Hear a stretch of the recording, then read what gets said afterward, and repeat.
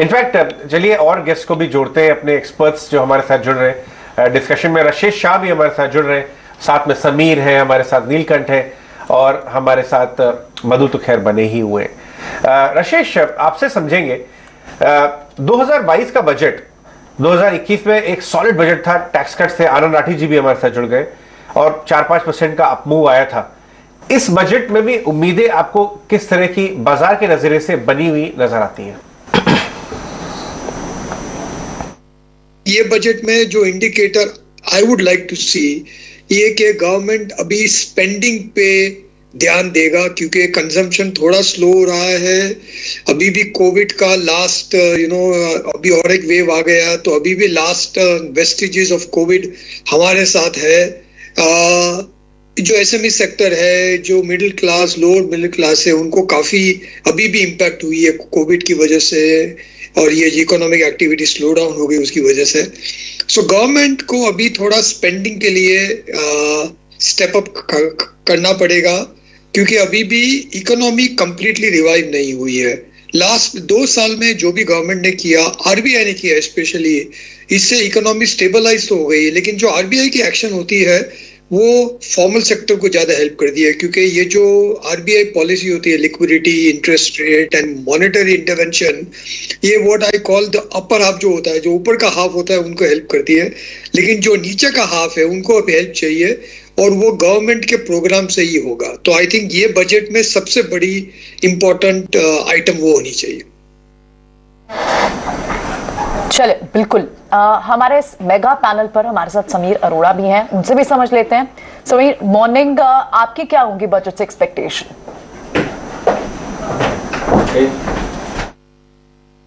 मुझे लगता है जी कि इस बार बजट से एक्सपेक्टेशन थोड़े कम है।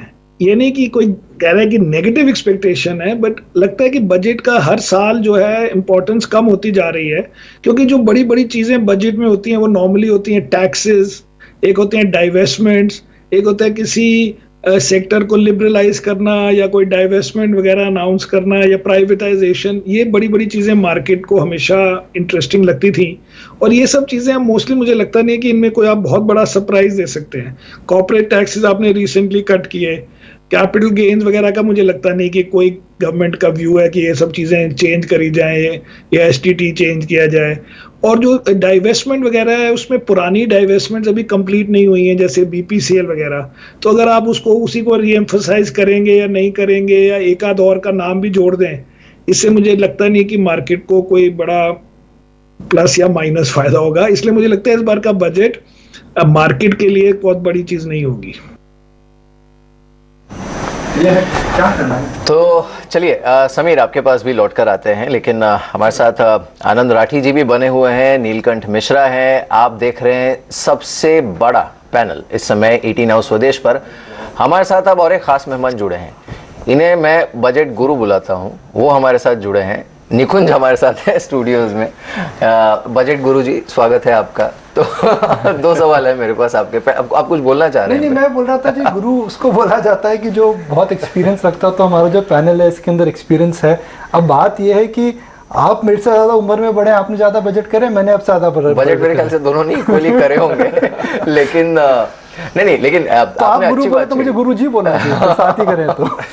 No, we are partners in crime actually. But नहीं, मैं एक चीज आपसे जेन्युइनली समझना चाह रहा था कि इतने सालों से हम बजट देख रहे हैं, बहुत कम बजट ऐसे होते हैं जहां पर फिस्कल डेफिसिट को लेकर कंसर्न नहीं होती है, ऑलमोस्ट ना के बराबर, और दूसरा सरकार के पास पैसा होता है खर्च करने के लिए।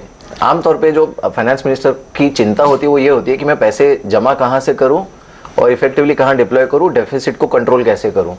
तो ये एक उस लिहाज से थोड़ा यूनिक बजट है कि डेफिसिट की कंसर्न आपको है नहीं, टैक्स रिसिप्ट्स आपकी अच्छी हैं, so it's basically about effective deployment जो पैसा है उसका। ये ऐसे कितने बजट देखे हैं आपने? मैं पहली बार देखा है मिहिर, बिकॉज हमेशा बजट से पहले एक फेयर होता है, एक फेयर होता है कि भाई क्या नया टैक्स आ सकता है। सरकार हमेशा बोलती थी जी हमने जो उम्मीद करी उससे रेवेन्यू कम है और हमारे पास और कोई ऑप्शन नहीं है, नया कोई सूत्र ढूंढना है, नया कोई एरिया ढूंढना है जहां पर हम टैक्स कर सके। मैंने सुना आप पे लगने वाला है सुपर टैक्स कुछ, उसमें ऐसा कल अफवाह थी ऐसी कि कुछ हो सकता है वहां पे। देखिए अगर आमदनी को तो टैक्स देने में कोई मुनाफा नहीं है, पर ऊपर जितनी आमदनी पहले तो हो। ये बात सही है। टैक्स देने में कोई नुकसान नहीं है। Tax is given always on the profits and income what you gain. तो भगवान करे आपके मुंह में घी शक्कर। तो ये बात तो जरूर है, इस बार ये एक तय है कि मार्केट को लगता है कि नया टैक्स नहीं आएगा। हमने जैसे देखा था कि रेट्रो कई ऐसे टैक्सेस आए हैं बजट के अंदर जिसको लेकर के शेयर बाजार एक प्रकार से हिल जाता है। 2018 में हमने देखा था एक शॉर्ट टर्म में टैक्स आया था, लॉन्ग टर्म टैक्सेशन की डेफिनेशन को चेंज करा गया था। हमने देखा था कि वो फेमस रेट्रोस्पेक्टिव टैक्स जो आया था जिसने एक बार देश की अर्थव्यवस्था को और टैक्सेशन पे जो बिलीव था वो हिल सा गया था। तो टैक्स को लेकर के तो इस बार शेयर बाजार को लगता है नहीं आएगा। अगर आ गया तो एक काफ़ी बड़ा डिसअपॉइंटमेंट होगा। देखिए तीन हिस्सों में जल्दी से बजट को डिवाइड करते हैं। इकॉनमी के लिए बजट क्या कर सकता है, मैक्रोस के लिए बजट क्या कर सकता है, और मार्केट से क्या उम्मीद है। तो अगर हम इकॉनमी की बात करें तो प्रियंका, मिहिर, अजय, अनफॉर्चुनेटली कोविड के बाद इकॉनमी जो रिकवर हुई है पूर्ण रूप से यूनिवर्सल रिकवरी नहीं हुई है, एक के शेप रिकवरी हुई है। प्रियंका के बोलिए, देखिए के shape.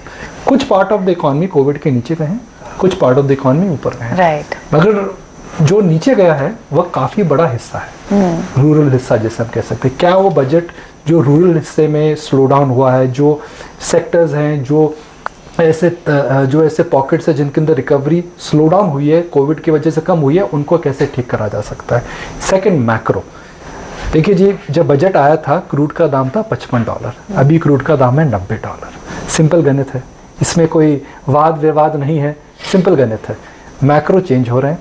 Last time interest rates की किसी को चिंता नहीं थी, महंगाई की चिंता नहीं थी।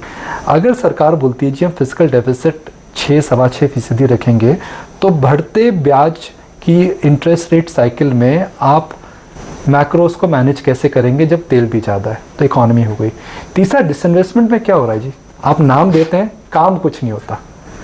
तो बड़ी बात छोटे काम बोलना नहीं चाहिए, मगर डिसइन्वेस्टमेंट को लेकर के एक एयर इंडिया प्राइवेटाइज हुआ है, मगर डिसइन्वेस्टमेंट की इस साल में जहाँ पर स्टार्टअप को पैसा मिला है, जहाँ पर ग्लोबल एफडीआई फ्लोज आया है, रिटेल फ्लोज आया है, 60 कंपनीज पब्लिक गई हैं, आईपीओ हैं, क्यों आप फेल हुए?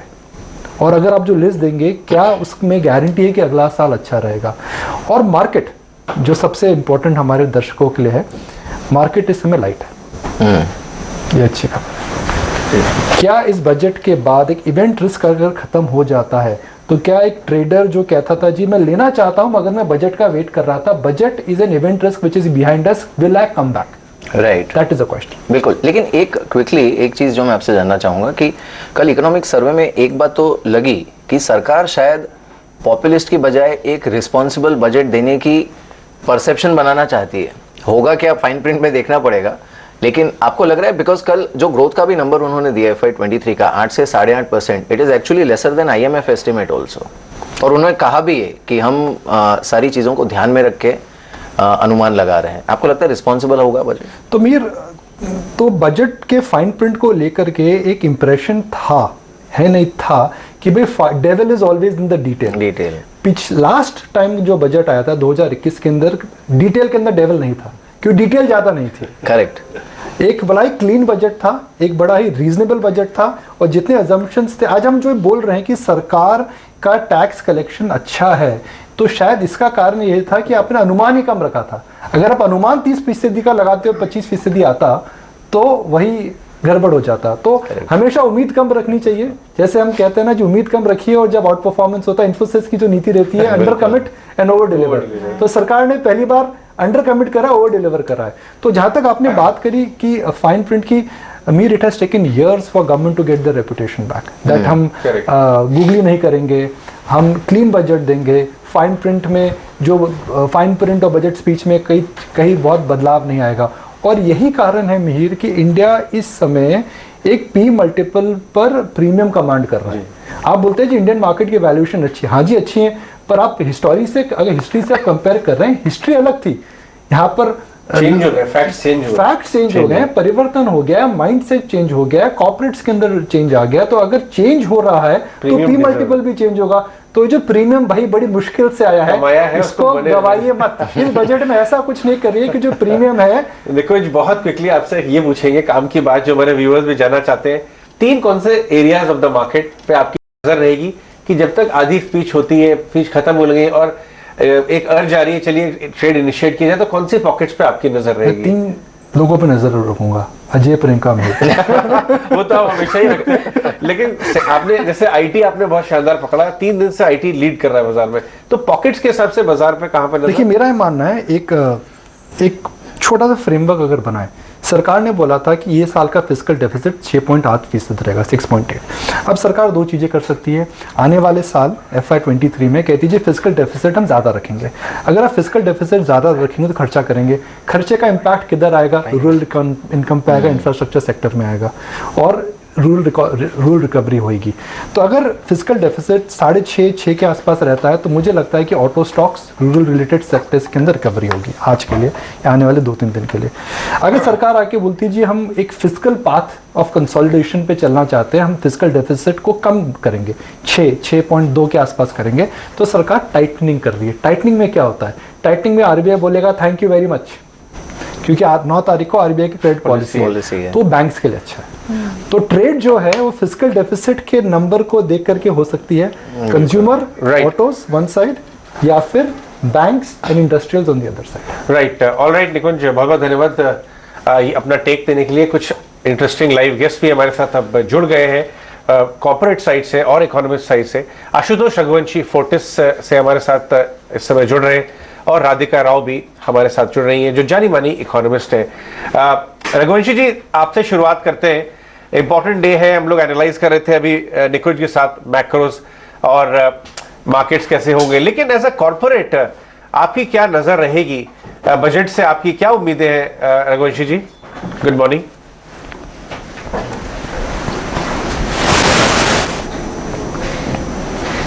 स्वास्थ्य सेवाओं के क्षेत्र से हैं, तो हमारा जो बजट को देखना है वो सिर्फ बाजार और इकोनॉमी के परिप्रेक्ष्य से ही नहीं है, बल्कि जिस तरीके की सुविधाएं देश में होनी चाहिए, क्योंकि स्वास्थ्य सेवाओं का और लोगों के स्वास्थ्य का सभी क्षेत्रों पर असर पड़ता है। तो इसलिए स्वास्थ्य की जो इम्पोर्टेंस है, और वो पिछले साल जैसे बजट में फाइनेंस मिनिस्टर ने कहा था कि ये एक विशेष पिलर है 6 पिलर में से।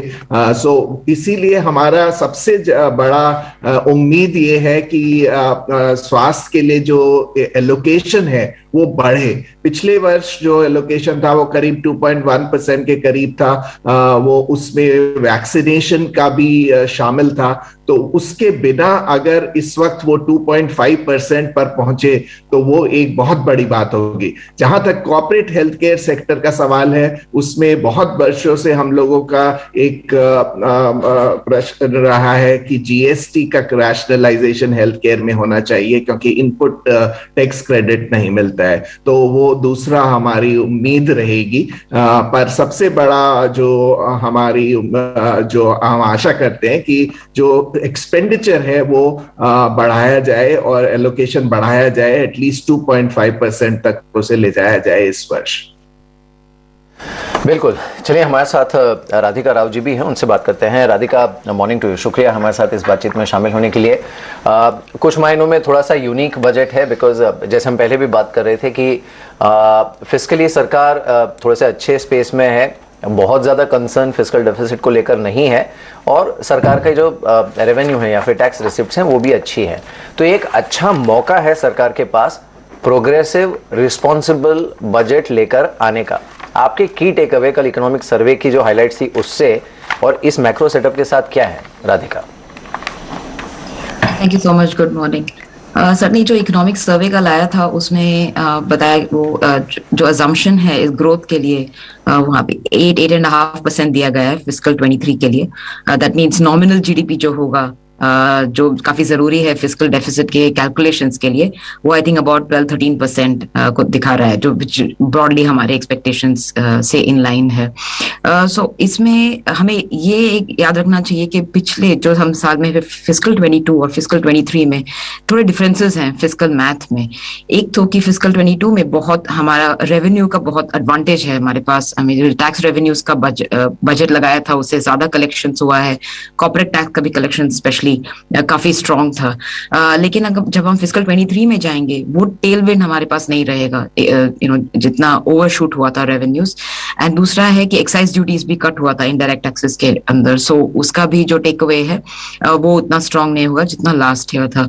तो आई थिंक ये और नॉमिनल जीडीपी थर्ड कम होगा, क्योंकि फिस्कल 22 में नॉमिनल जीडीपी शायद 17.5% था, अभी शायद 12.5-13% होगा। तो ये तीन चीजें काफी चेंज हो रहा है। मतलब उसका मतलब हुआ कि जो वो स्पेंड करना चाहते हैं जितना हेडरूम है वो कम होगा। तो हम जो अवेलेबल हेडरूम है उसमें क्या होगा, तो हमारा एक्सपेक्टेशन है कि 6.1-6.2% डेफिसिट फिक्स होगा फिस्कल 23 के लिए। तो कंसोलिडेशन तो होगा ही, मॉडेस्ट होगा अबाउट 50-60 बेसिस पॉइंट्स, लेकिन वो जो कंसोलिडेशन हो रहा है उसमें हमें लगता है कि जो बहुत स्ट्रॉन्ग एलोकेशन पहले पैंडेमिक की तरफ था, पैंडेमिक के सपोर्ट मेजर्स की तरफ था, वो कंपैरेटिवली कम होगा। मतलब अभी भी मनरेगा अगर आप देखें या हेल्थ केयर, जैसे मिस्टर रघुवंशी ने कहा, हेल्थ केयर की तरफ, एग्रीकल्चर की तरफ, एमएसएमईज की तरफ हम अभी भी हमें लगता है कि एलोकेशन जरूर होगा, लेकिन इवन सब्सिडीज।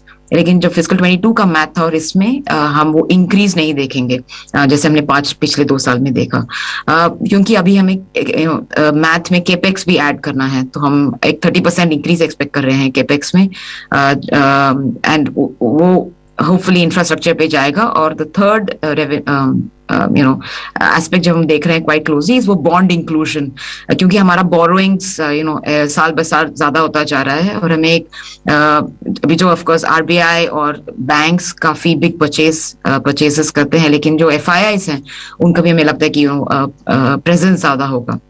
तो वो तीसरा एस्पेक्ट है जो हम एक्सपेक्ट कर रहे हैं, बॉन्ड इंक्लूजन के बारे में, कैपिटल गेन्स टैक्स के रैशनलाइजेशन के बारे में, जिससे हम जो बॉन्ड्स हैं वो ट्रेडेबल हो सके यूरो क्लियर में। तो हम ओवरऑल डेफिसिट हमें लगता है कम होगा, ग्रोथ बट टेलविंड्स जो थे लास्ट ये साल वो नेक्स्ट साल नहीं रहेंगे, इसकी वजह से थोड़ा रैशनलाइजेशन इन स्पेंडिंग जरूर होगा, पर्टिकुलरली ज्यादा जो वेलफेयर स्पेंडिंग है उस पे। सो एलोकेशंस होंगे लेकिन इंक्रीज इतने नहीं होंगे। तो 3 बड़ी चीजें जो इस बजट से एक्सपेक्टेशन भी है वो राधिका को भी लगती हैं कि बॉन्ड इंक्लूजन एमएसआई इंडेक्स में 1, फिस्कल डेफिसिट कहीं ना कहीं नैरो डाउन होगा 6% के आसपास, और हम बड़ी ब्रोकिंग फर्म्स की तरफ से भी देख रहे हैं कि उन्हें भी लगता है इस रेंज में फिस्कल डेफिसिट आएगा, और कैपेक्स में यहाँ 25 से 30% तक की एक्सपेक्टेशन है बढ़ने की, लेकिन एलोकेशन उन्हें सेक्टर वाइज कम लग रहा है। चलिए, वेल पॉइंट टेकन, आगे बढ़ते हैं। हमारे साथ इस वक्त राशेष शाह भी बने हुए हैं, उनसे समझ लेते हैं। मॉर्निंग राशेष, आपकी क्या उम्मीदें होंगी? बिल्कुल, इनफैक्ट हम आनंद राठी जी भी हमारे साथ बने हुए हैं, उनसे समझ लेते हैं। राठी जी, मॉर्निंग, आपकी एक्सपेक्टेशन क्या होंगी? आपकी लिस्ट पर पहले टॉप 3 पॉइंट्स या पहले टॉप 4 पॉइंट्स क्या होंगे? I think first and foremost, the budget has to be growth oriented. What we need in India now is that growth should continue to be stronger. And for that, there are 2 sides. One is how to put direct investments, and second is to encourage investments. Okay. So obviously, I'm looking forward that the capital allocation on capital account would be far greater this year. Infrastructure is the need of the hour, and I think this government is doing excellent job in infrastructure for last few years. I think that needs more momentum. The infrastructure investments is key because not only from investment angle, but also for a long-term cost management. If you have extra very good highways, very good ports, this will help the entire part of the economy. So one area I'm looking forward is the infrastructure investment. The second area, which I think on the taxation side particularly, I think gradually. While the corporate taxes have been now brought down and it's excellent, now the 25% regime which has been created, same thing we need to now extend to the individuals also. Unfortunately for individuals, the taxes have been increased instead of being reduced. And if you look at the globally anywhere, I think by and large the corporate taxes and personal taxes are aligned. Maybe slight difference.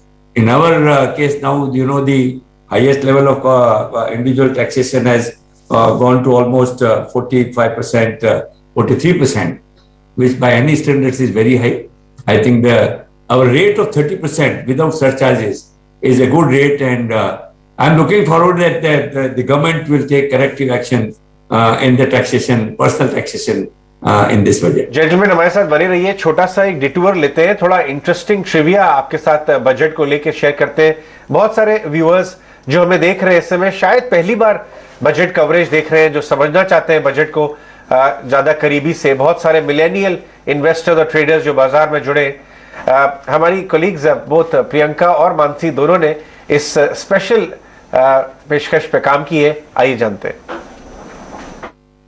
नमस्कार, budget की दिलचस्प बातों में आपका स्वागत है। आपके साथ मैं हूं मानसी दवे और मेरे साथ है प्रियंका। और प्रियंका, काफी सारी बारीकियां बजट से जुड़ी हमने बता दी, लेकिन इंटरेस्टिंग फैक्ट्स, कुछ दिलचस्प बातें वो भी व्यूअर्स को बता दी जाए तो चलिए समझ लेते हैं। बहुत स्मॉल डिटेलिंग, जैसे कि सबसे लंबा बजट अब तक किसने पेश किया। सबसे लंबा बजट 2 घंटे 40 मिनट का निर्मला सीतारमण जी ने 1 फरवरी 2020 को पेश किया। अब मानसी से ये समझते हैं कि कौन से एफएम थे जिन्होंने सबसे ज्यादा बार बजट पेश किया। बिल्कुल, यहाँ पर 2 वित्त मंत्री ऐसे रहे जिन्होंने अपने कार्यकाल में प्रियंका सबसे ज्यादा बजट पेश किए हैं। सबसे पहले तो यहाँ पर आप देखिए, मोरारजी देसाई जी ने 10 बजट अपने कार्यकाल में पेश किया, और एक और वित्त मंत्री रहे पी चिदम्बरम साहब, जिन्होंने अपने कार्यकाल में करीब 8 बजट पेश किए। तो यहाँ पर ऐसे वित्त मंत्री भी रहे जिन्होंने लंबा बजट पेश किया, और साथ ही ऐसे वित्त मंत्री भी रहे जिन्होंने अपने कार्यकाल में कई सारे बजट पेश किए। लेकिन बजट पेश करने वाली पहली वित्त मंत्री कौन? पहली वित्त मंत्री थी, पहली महिला वित्त मंत्री, पहली महिला वित्त मंत्री, जिनको हम देख भी पा रहे हैं स्क्रीन पर, इंदिरा गांधी। 28 फरवरी 1970 को उन्होंने पहली महिला वित्त मंत्री इंदिरा गांधी जिन्होंने बजट पेश किया था। अब ये समझ लेते हैं मानसी से कि कई सारे ट्रेडिशन और कस्टम्स चेंज हुए हैं। बिल्कुल। तो अब इन कस्टम्स में हमने देखा कि पहले ब्रीफकेस आता था, अब उसके बाद बही खाता आने लग गया। तो ये रस्में जो है, ये कस्टम्स है, ये कब से चेंज हुए? 2019 में निर्मला सीतारमण जी ने सूटकेस की जगह बही खाता लेकर बजट पेश किया, और तब से बही खाता जो है ये नाम पड़ता हुआ दिखा। लेकिन 2021 में भी जान लीजिए, कोरोना के चलते बजट जो है वो पेपरलेस होता हुआ दिखा। ऑफ कोर्स पैंडेमिक रहा, और इसी के चलते काफी सारे चेंजेस आते हुए देखो, और एक बड़ा चेंज ये था कि बजट जो है पेपरलेस पेश होता हुआ। और गेस करिए मानसी, सबसे पहले बजट, इंडियन कॉन्स्टिट्यूशन है, इंडियन बजट है, लेकिन पेश करने वाले भारतीय नहीं थे। 7 अप्रैल 1860 को जेम्स विल्सन ने भारतीय बजट पेश किया। बताइए जरा। और अब बजट, सबसे लंबा बजट शब्दों के लिहाज से किन्होंने पेश किया, देख लीजिए। डॉक्टर मनमोहन सिंह जी ने 18,650 शब्दों का बजट 1921 में, सबसे लंबा यहाँ पर शब्दों के लिहाज से बजट भाषण जो है डॉक्टर मनमोहन सिंह जी ने दिया। और अब जब शब्दों की आप बात कर रही हैं तो एक और फैक्ट, सबसे कम शब्दों को इस्तेमाल करते हुए भाषण किसने दिया? 2020 में निर्मला सीतारमण जी ने। 13,275 शब्द थे कुल उनकी बजट स्पीच में। तो ये थे कुछ इंटरेस्टिंग फैक्ट्स बजट की दिलचस्प बातों पे। लेकिन बजट से जुड़ा सारा एक्शन लगातार ET Now स्वदेश पर बना हुआ है। Thank you for watching.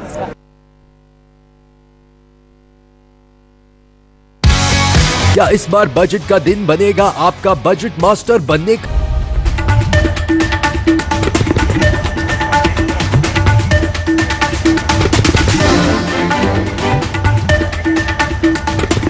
आप देख रहे हैं mission growth budget 2022 ET Now स्वदेश पर। हमारी सबसे बड़ी कवरेज, हमारे साथ दिग्गज पैनल बना हुआ है, इस समय मौजूद है। और आपको ये भी बता दें कि वित्त मंत्री अपने घर से निकलकर नॉर्थ ब्लॉक पहुंच चुकी है।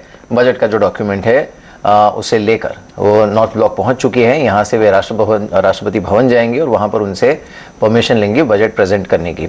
हमारे साथ राधिका राव भी बनी हुई हैं, आशुतोष रघुवंशी भी हमारे साथ हैं। Radhika, last question to you.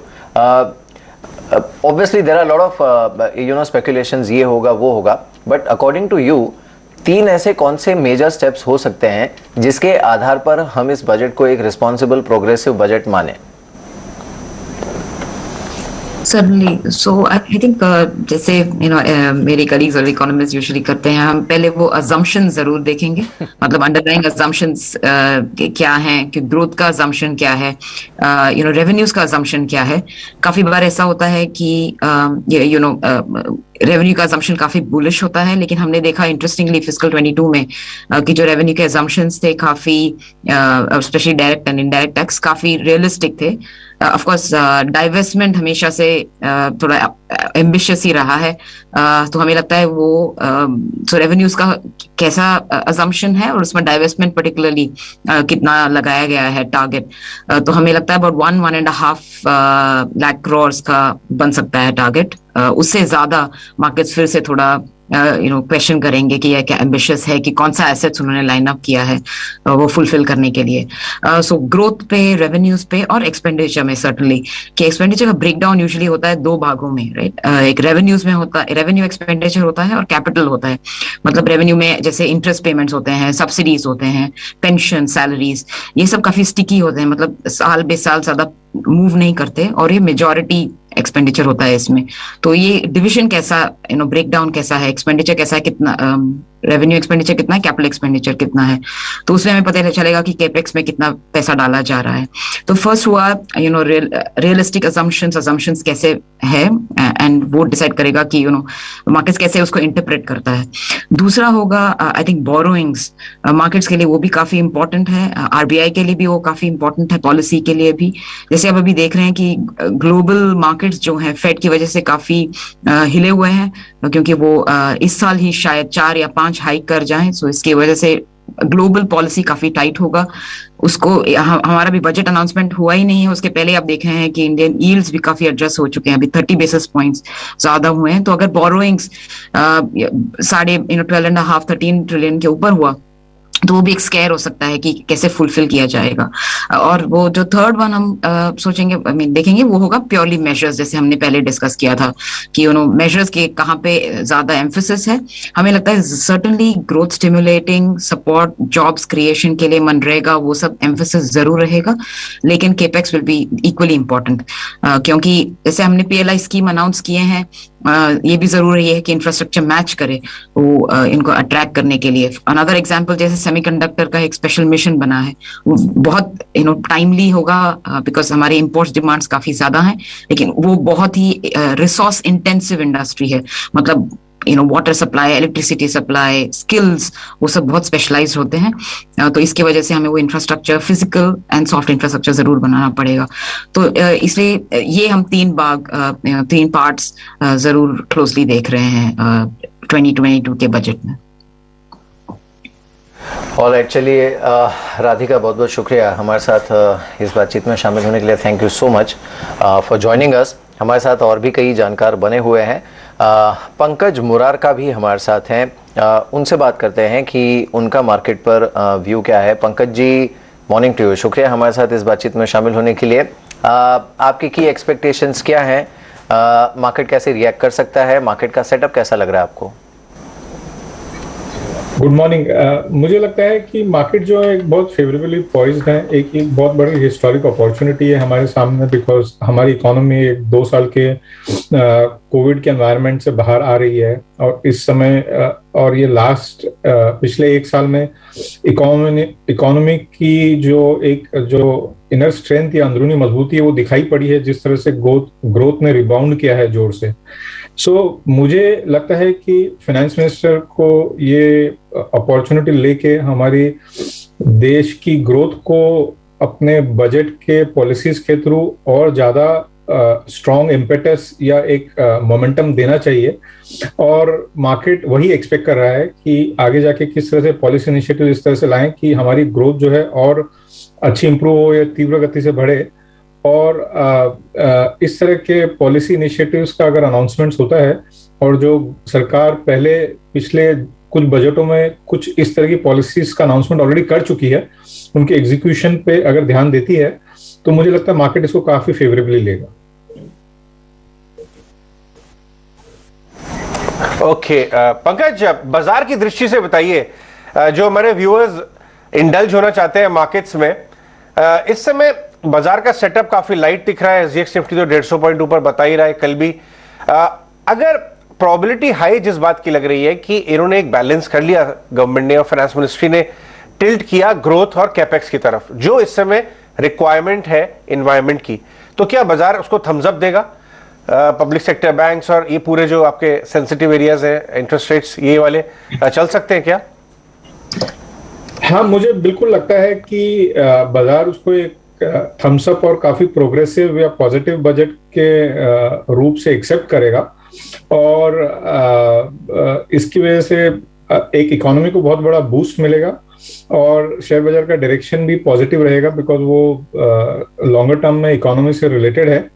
जहां तक पीएसयू बैंक्स की आपने या पीएसयू स्टॉक्स की बात की है, मुझे लगता है उसमें एक और बहुत इंपॉर्टेंट चीज है जो बाजार आज बजट में सुनना चाहेगा फाइनेंस मिनिस्टर से। हमने हाल ही में एक स्ट्रेटेजिक डिसइन्वेस्टमेंट का इस गवर्नमेंट ने प्रोग्राम शुरू किया है, जिसके तहत अभी हाल ही में 2 कंपनियों को गवर्नमेंट ने कंप्लीटली डिसइन्वेस्टमेंट कर दिया है। एक है एयर इंडिया और दूसरा है नीलांचल इस्पात। और ऐसी बहुत सारी कंपनियां हैं जो गवर्नमेंट ऑलरेडी अनाउंस कर चुकी है जिनका वो डिसइन्वेस्टमेंट करना चाहती हैं। तो अगर वो उस बारे में अगर फाइनेंस मिनिस्टर कुछ कॉन्क्रीट अनाउंसमेंट्स करती हैं, तो मुझे लगता है कि उससे पीएसयू के शेयरों में एक बड़ी रीरेटिंग हो सकती है। ऑलराइट, बिल्कुल ठीक है। तो देखना होगा किस तरह के आज टैक्सेस पर बात निकल कर आती है। जीएसटी कलेक्शन हम देख रहे हैं कि एक रिकॉर्ड लेवल्स पर है। इकोनॉमिक इंडिकेटर्स काफी फेवरेबल है। बजट में आके आखिर निकल के आता है। मार्केट्स पर अगर एक नजर डालें कि प्री बजट पोस्ट बजट किस तरह का सिनेरियो पिछले कुछ सालों में कैसा ट्रेंड रहा है, एक स्पेशल कंपाइलेशन हमारे लिए कुणाल ने बनाई है। कुणाल, मॉर्निंग।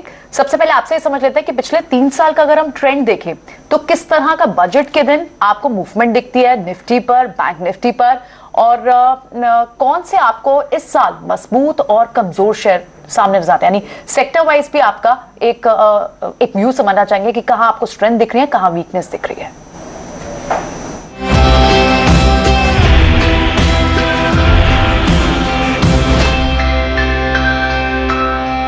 कहते हैं अगर हिस्ट्री रिपीट नहीं करती तो राइम जरूर करती है, बट अगर वो राइमिंग 3 बार हो जाए लास्ट 3 ओकेजन्स में तो बहुत ही इंटरेस्टिंग ऑब्जर्वेशन होती है।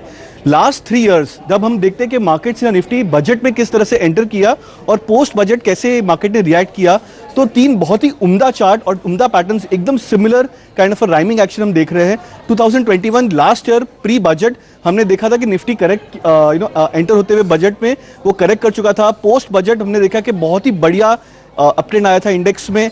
2020 में बहुत ही similar kind of chart structure था जब Nifty entered the budget in a downward trend.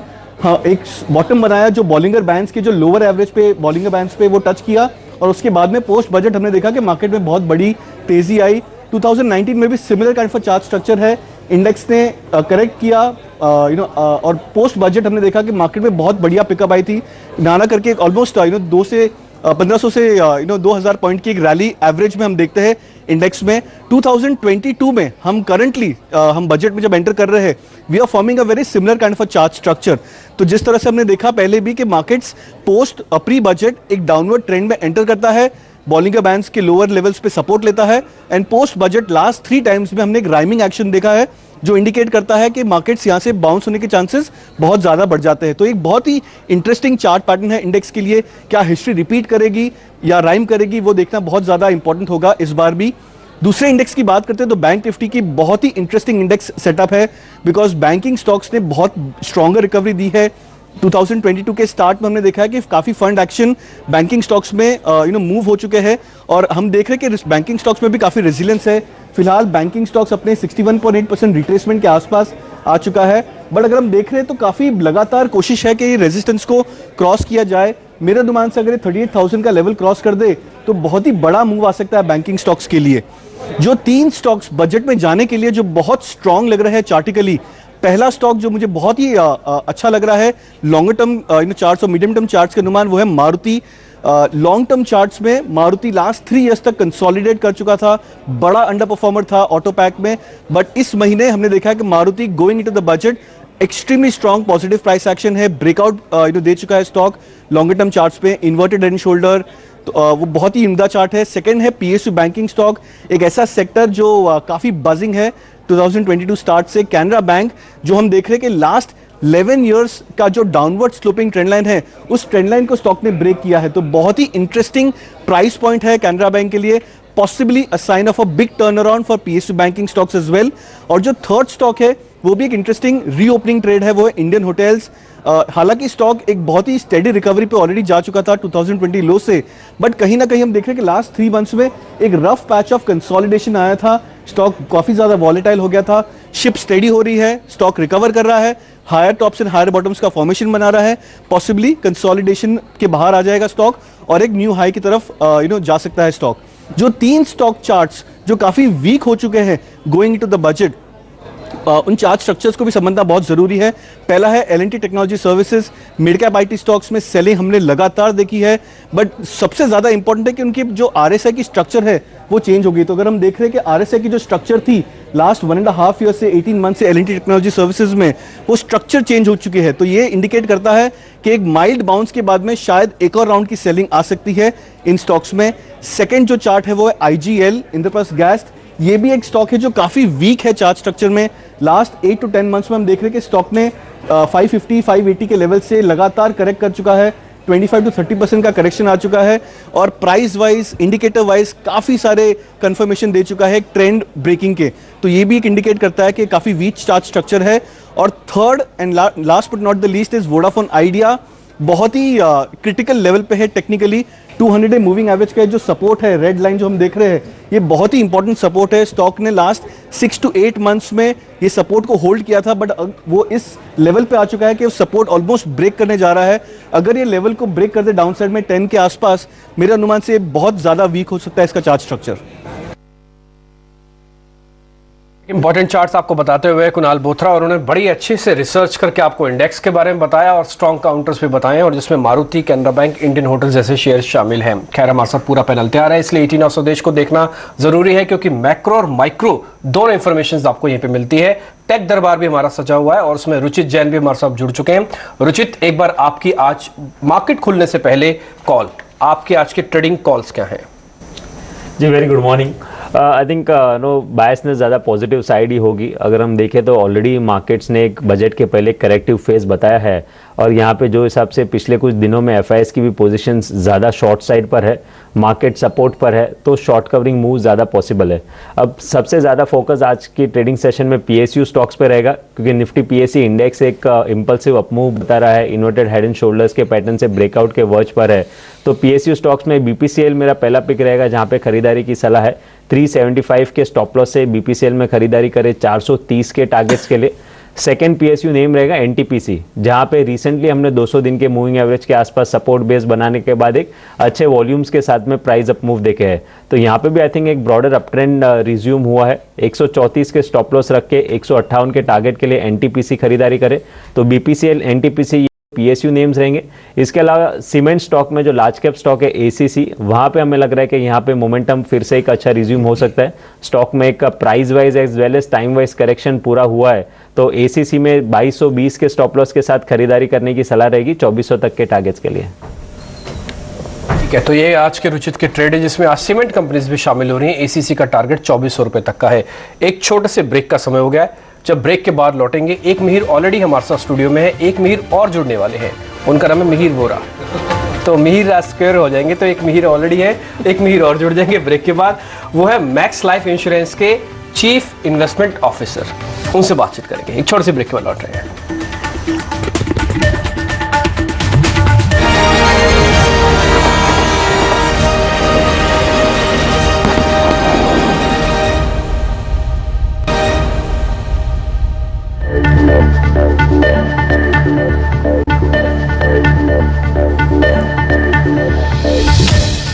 एक 156 पॉइंट के गेंस के साथ SGX निफ्टी इस समय ट्रेड कर रहा है। मिहिर वोरा भी हमारे साथ जुड़ रहे हैं। Mihir, good morning. आपने तो काफी साल से बजट देखे हैं। अभी निकुंज और हम बात कर रहे थे मिहिर से भी इसी बारे में कि ये बहुत one of the rare instances है जब गवर्नमेंट के एक ऑफर एकदम फ्लश विद लिक्विडिटी है, सॉलिड रेवेन्यू कलेक्शंस हुए इस बार, तो ये मौका अच्छा है चौका मारने का कैपेक्स की तरफ और ग्रोथ बूस्ट की तरफ। आपका क्या व्यू है? प्रोबेबिलिटी कितना असाइन करेंगे आप, और बाजार अगर मान लीजिए सच में हो जाता है वैसा, तो बाजार उसे कैसा रीड करेगा? Good morning. And all the best to all of us. Budget का दिन हमेशा एक्साइटिंग रहता है। और आपने जैसे कहा कि एक जो प्लेटफॉर्म है गवर्नमेंट जहां से ऑपरेट कर रहा है, वो एक अच्छी फाउंडेशन बन चुकी है टैक्स कलेक्शंस की, फिस्कल डेफिसिट की। और हमने वैसे भी जो फिस्कल डेफिसिट रिडक्शन जो है वो स्टैगर कर दिया है, तो ये साल 6.8% डेफिसिट होगा, नेक्स्ट ईयर 6% के क्लोज होगा, और जो 4% के करीब जाना है वो अभी 3-4 साल के बाद होगा। तो स्पेंड करने की कैपेसिटी अच्छी है, स्पेंड करने की इंटेंशंस भी अच्छी है, एंड जिस तरह से डाइवेस्टमेंट हो रही है, प्राइवेटाइजेशन हो रही है, LIC से एक बड़ा चंक ऑफ मनी आएगा, तो मेरे ख्याल से रिसोर्सेज की FY22 और FY23 में कोई इश्यू नहीं है। मेन इश्यू है कि हमें एग्जीक्यूट करना है। और जिस तरह से ये जो हमने कल सर्वे देखा, इकोनॉमिक सर्वे में देखा कि जो दिसंबर तक की जो फिस्कल डेफिसिट थी वो बहुत ही हेल्दी है। तो लास्ट क्वार्टर जो है, ये जो मार्च वाला क्वार्टर है, उसमें मेरे ख्याल से स्पेंडिंग एक्सेलरेट होगी काफी तरह से, कैपेक्स में भी होगी, रेवेन्यू एक्सपेंडिचर में भी होगी, क्योंकि एक थोड़ा पॉलिटिकल एंगल भी है। नेक्स्ट क्वार्टर में 2-3 बड़े इलेक्शंस आ रहे हैं, तो उसके लिए भी जो रूरल इकोनॉमी है, अर्बन इकोनॉमी है, कंज्यूमर्स है, उनको फील गुड करने के लिए भी स्पेंडिंग करने की जरूरत है। तो मेरे ख्याल से ये नेक्स्ट 2 क्वार्टर्स, हम जो करंट क्वार्टर में है मार्च क्वार्टर और जून क्वार्टर में, गवर्नमेंट की जो सोशल स्पेंडिंग है और कैपेक्स स्पेंडिंग है, दोनों काफी रोबस्ट रहेगी। तो FY23 का बेस तो बहुत अच्छा बन रहा है, जैसे आपने कहा। बिल्कुल। तो इकोनॉमिक इंडिकेटर्स अच्छे खासे फेवरेबल सिनेरियो बनाते हुए, जहां आज किस तरह के बूस्टर शॉट्स मिलते हैं इकोनॉमी को देखना होगा जब वित्त मंत्री बजट प्रेजेंट करती हैं। आज सुबह जब हम निकुंज से समझने की कोशिश कर रहे थे कि उनकी क्या एक्सपेक्टेशन है बजट पर, कहां उन्हें दिखता है कि क्या ग्रोथ ओरिएंटेड बजट ये आ सकता है, कौन से बड़े फैसले हैं जो आज सरकार ले सकती है, या फिर कौन से बड़े सेक्टर्स हैं जहां पर आज फोकस किया जाना चाहिए, आइए सुनते हैं उन्होंने क्या कहा। इस बार ये एक तय है कि मार्केट को लगता है कि नया टैक्स नहीं आएगा। हमने जैसे देखा था कि रेट्रो कई ऐसे टैक्सेस आए हैं बजट के अंदर जिसको लेकर के शेयर बाजार एक प्रकार से हिल जाता है। 2018 में हमने देखा था एक शॉर्ट टर्म में टैक्स आया था, लॉन्ग टर्म टैक्सेशन की डेफिनेशन को चेंज करा गया था। हमने देखा था कि वो फेमस रेट्रोस्पेक्टिव टैक्स जो आया था, जिसने एक बार देश की अर्थव्यवस्था को और टैक्सेशन पे जो बिलीव था वो हिल सा गया था। तो टैक्स को लेकर के तो इस बार शेयर बाजार को लगता है नहीं आएगा। अगर आ गया तो एक काफ़ी बड़ा डिसअपॉइंटमेंट होगा। देखिए तीन हिस्सों में जल्दी से बजट को डिवाइड करते हैं। इकोनॉमी के लिए बजट क्या कर सकता है, मैक्रोस के लिए बजट क्या कर सकता है, और मार्केट से क्या उम्मीद है। तो अगर हम इकोनॉमी की बात करें तो प्रियंका, मिहिर, अजय, अनफॉर्चुनेटली कोविड के बाद इकोनॉमी जो रिकवर हुई है पूर्ण रूप से यूनिवर्सल रिकवरी नहीं हुई है, एक के शेप रिकवरी हुई है। प्रियंका के बोलिए, देखिए के शेप। कुछ part of the economy Covid के नीचे गए हैं, कुछ पार्ट ऑफ द इकोनॉमी ऊपर गए हैं। राइट। मगर जो नीचे गया है वह काफी बड़ा हिस्सा है, रूरल हिस्सा जैसे हम कह सकते हैं। क्या वो बजट जो रूरल हिस्से में स्लो डाउन हुआ है, जो सेक्टर्स हैं, जो ऐसे पॉकेट्स है जिनके अंदर रिकवरी स्लो डाउन हुई है, कोविड की वजह से कम हुई है, उनको कैसे ठीक करा जा सकता है। Second, macro. देखिए जी, जब बजट आया था क्रूड का दाम था $55, अभी क्रूड का दाम है $90। सिंपल गणित है, इसमें कोई वाद विवाद नहीं है, सिंपल गणित है। मैक्रो चेंज हो रहे हैं। लास्ट टाइम इंटरेस्ट रेट्स की किसी को चिंता नहीं थी, महंगाई की चिंता नहीं थी। अगर सरकार बोलती है जी हम फिस्कल डेफिसिट 6-6.25% रखेंगे, तो बढ़ते ब्याज की इंटरेस्ट रेट साइकिल में आप मैक्रोस को मैनेज कैसे करेंगे जब तेल भी ज़्यादा है। तो इकोनॉमी हो गई। तीसरा, डिसइन्वेस्टमेंट में क्या हो रहा है जी, आप नाम देते हैं, काम कुछ नहीं होता। तो बड़ी बात छोटे काम बोलना नहीं चाहिए, मगर डिसइन्वेस्टमेंट को लेकर के एक एयर इंडिया प्राइवेटाइज हुआ है, मगर डिसइन्वेस्टमेंट की इस साल में जहाँ पर स्टार्टअप को पैसा मिला है, जहाँ पर ग्लोबल FDI फ्लोज आया है, रिटेल फ्लोज आया है, 60 कंपनीज पब्लिक गई हैं, IPO हुए, क्यों आप फेल हुए? और अगर आप जो लिस्ट देंगे, क्या उसमें गारंटी है कि अगला साल अच्छा रहेगा? और मार्केट जो सबसे इंपॉर्टेंट हमारे दर्शकों के लिए है, मार्केट इस समय लाइट है, ये अच्छी खबर। क्या इस बजट के बाद एक इवेंट रिस्क अगर खत्म हो जाता है, तो क्या एक ट्रेडर जो कहता था जी मैं लेना चाहता हूं मगर मैं बजट का वेट कर रहा था, budget is an event risk which is behind us, will I come back? Right, that is a question. इस बीच मार्केट्स को लेकर जो भी बातें हम आपके सामने सारी रखी रही हैं और साथ ही बजट ओरिएंटेड जो भी सेंस समझ में आ रहा है वो भी आपके सामने हमारे आज के दिग्गज मेहमान रखने हैं। नीलकंठ मिश्रा भी हमारे साथ हैं, उनसे भी एक बार समझ लेते हैं कि वो इस समय मार्केट और बजट को किस तरह से देख रहे हैं। नीलकंठ सर, बहुत बहुत शुक्रिया, thank you very much ET Now स्वदेश को समय देने के लिए। एक बार आपका टेक, एक बार आपका view sir. For most of the prior decade, it was about fiscal consolidation. I mean, how do we get the fiscal deficits back in line? What is happening right now is that the markets are primed for higher deficits. So they are expecting that the center and the states will have high deficits and tax collections are going up, but the governments are being unable to spend. So I think the biggest variable to track right now is the cash balance that governments have with the RBI, which is actually more than 2% of GDP right now. And this is coming primarily as the government functioning was very badly impaired by the lockdowns and activity restrictions. So as we get into the budget, I think and not just the central budget, but the state budgets that will also get presented over February and March, I think the key variable to look out for would be what they are deciding to spend on. How much can they scale up spending? Because the tax revenues are good. I think the temptation would be to consolidate aggressively, but at the same time, the best way to get debt to GDP down is to grow the denominator, basically grow nominal GDP faster. And especially when the markets are primed for higher deficits, I think it makes sense to spend a lot more. So that would be the first focus area. At the same time, one of the key takeaways from the last year's budget was that it was very progressive. It showed clean accounts. It showed paths where the government was very focused on growth, very reform focused, privatization of PSU banks and several other such steps. Even if there are no concrete steps that affect the fiscal numbers, और ये सीधे दृश्य आप इस समय देख रहे हैं नॉर्थ ब्लॉक से वित्त मंत्री निर्मला सीतारमन, उनके हाथ में ये जो लाल कलर की एक चीज़ आप देख रहे हैं उसी के अंदर इस समय देश का बजट बंद है, क्योंकि वो एक टैब है। पिछले साल से सरकार ने डिजिटाइज्ड फॉर्म में, जो बही खाता होता है उसे डिजिटाइज्ड फॉर्म में प्रेजेंट करना शुरू किया है। तो ये एक टैब है जिसमें बजट मौजूद है। इस समय हमारे साथ मिहिर वोरा भी बने हुए हैं। Mihir, thanks for staying with us.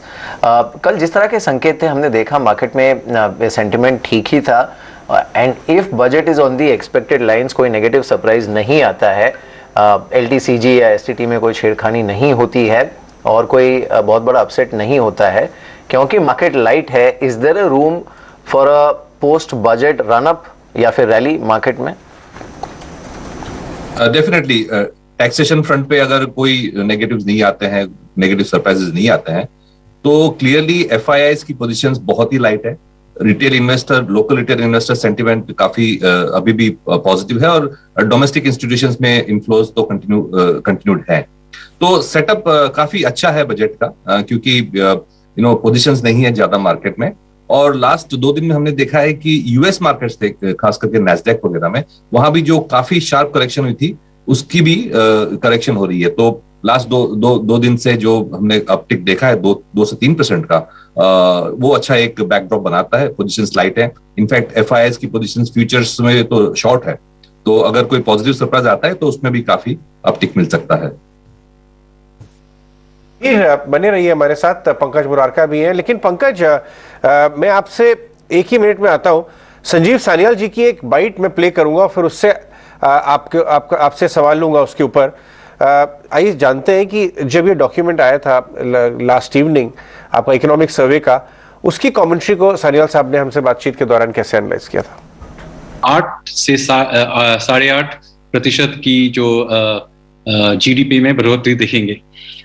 इसमें हम लोगों ने साफ साफ कहा है कि हमारे अर्थव्यवस्था में बहुत सारे ऐसे क्षेत्र हैं जहां हम लोग रफ्तार देख सकते हैं। जैसे निर्यात में देखें, सेवाओं के निर्यात में आप देखेंगे कि काफी सारा गति वापस आ चुकी है। हम लोगों को कुछ औद्योगिक क्षेत्रों में भी दिखेगा कि गति वापस आ चुकी है। और हमारे वित्तीय जो हम लोगों जो असर पड़ रहा है ये इंफ्रास्ट्रक्चर बिल्ड आउट पे, उसमें भी आपने देखा होगा कि बहुत सारा हम लोग इस पे असर पड़ रहा है कि हम लोग इस पे खर्च कर रहे हैं। तो मेरे ख्याल से आप सेवाओं को ले लीजिए या औद्योगिक क्षेत्र को ले लीजिए, सभी में एक रफ्तार सा बनता जा रहा है। और ये मेरा ही कहना नहीं है, IMF के भी जो आंकड़े आए हुए हैं उनकी फोरकास्ट है, उनका फोरकास्ट तो हमसे ज्यादा है, 9% पे है। तो मैं कहूंगा कि हम लोग कहें तो ज्यादा कंजर्वेटिव भी है वो है शायद। लेकिन हाँ, ये भी सही है कि ऐसे बहुत सारी सेवाएं हैं जो कॉन्टैक्ट इंटेंसिव सेवाएं हैं जिन पे काफी प्रभाव अभी भी है और इनको कभी ना कभी हमको खोल देना पड़ेगा। राइट पंकज, ये जो दो लाइन जो आई थी ना कि फिस्कल स्पेस है हमारे पास ग्रोथ को ट्रिगर करने के लिए और कैपेक्स पे जो फोकस आया था, ये जो दो लाइन थी पंकज, आपके हिसाब से कैपिटल गुड्स और इंजीनियरिंग स्पेस को किस तरह से खेलना चाहिए अगर नेक्स्ट 12-24 मंथ्स सरकार का फोकस कैपेक्स और इन सब एरियाज पे है तो?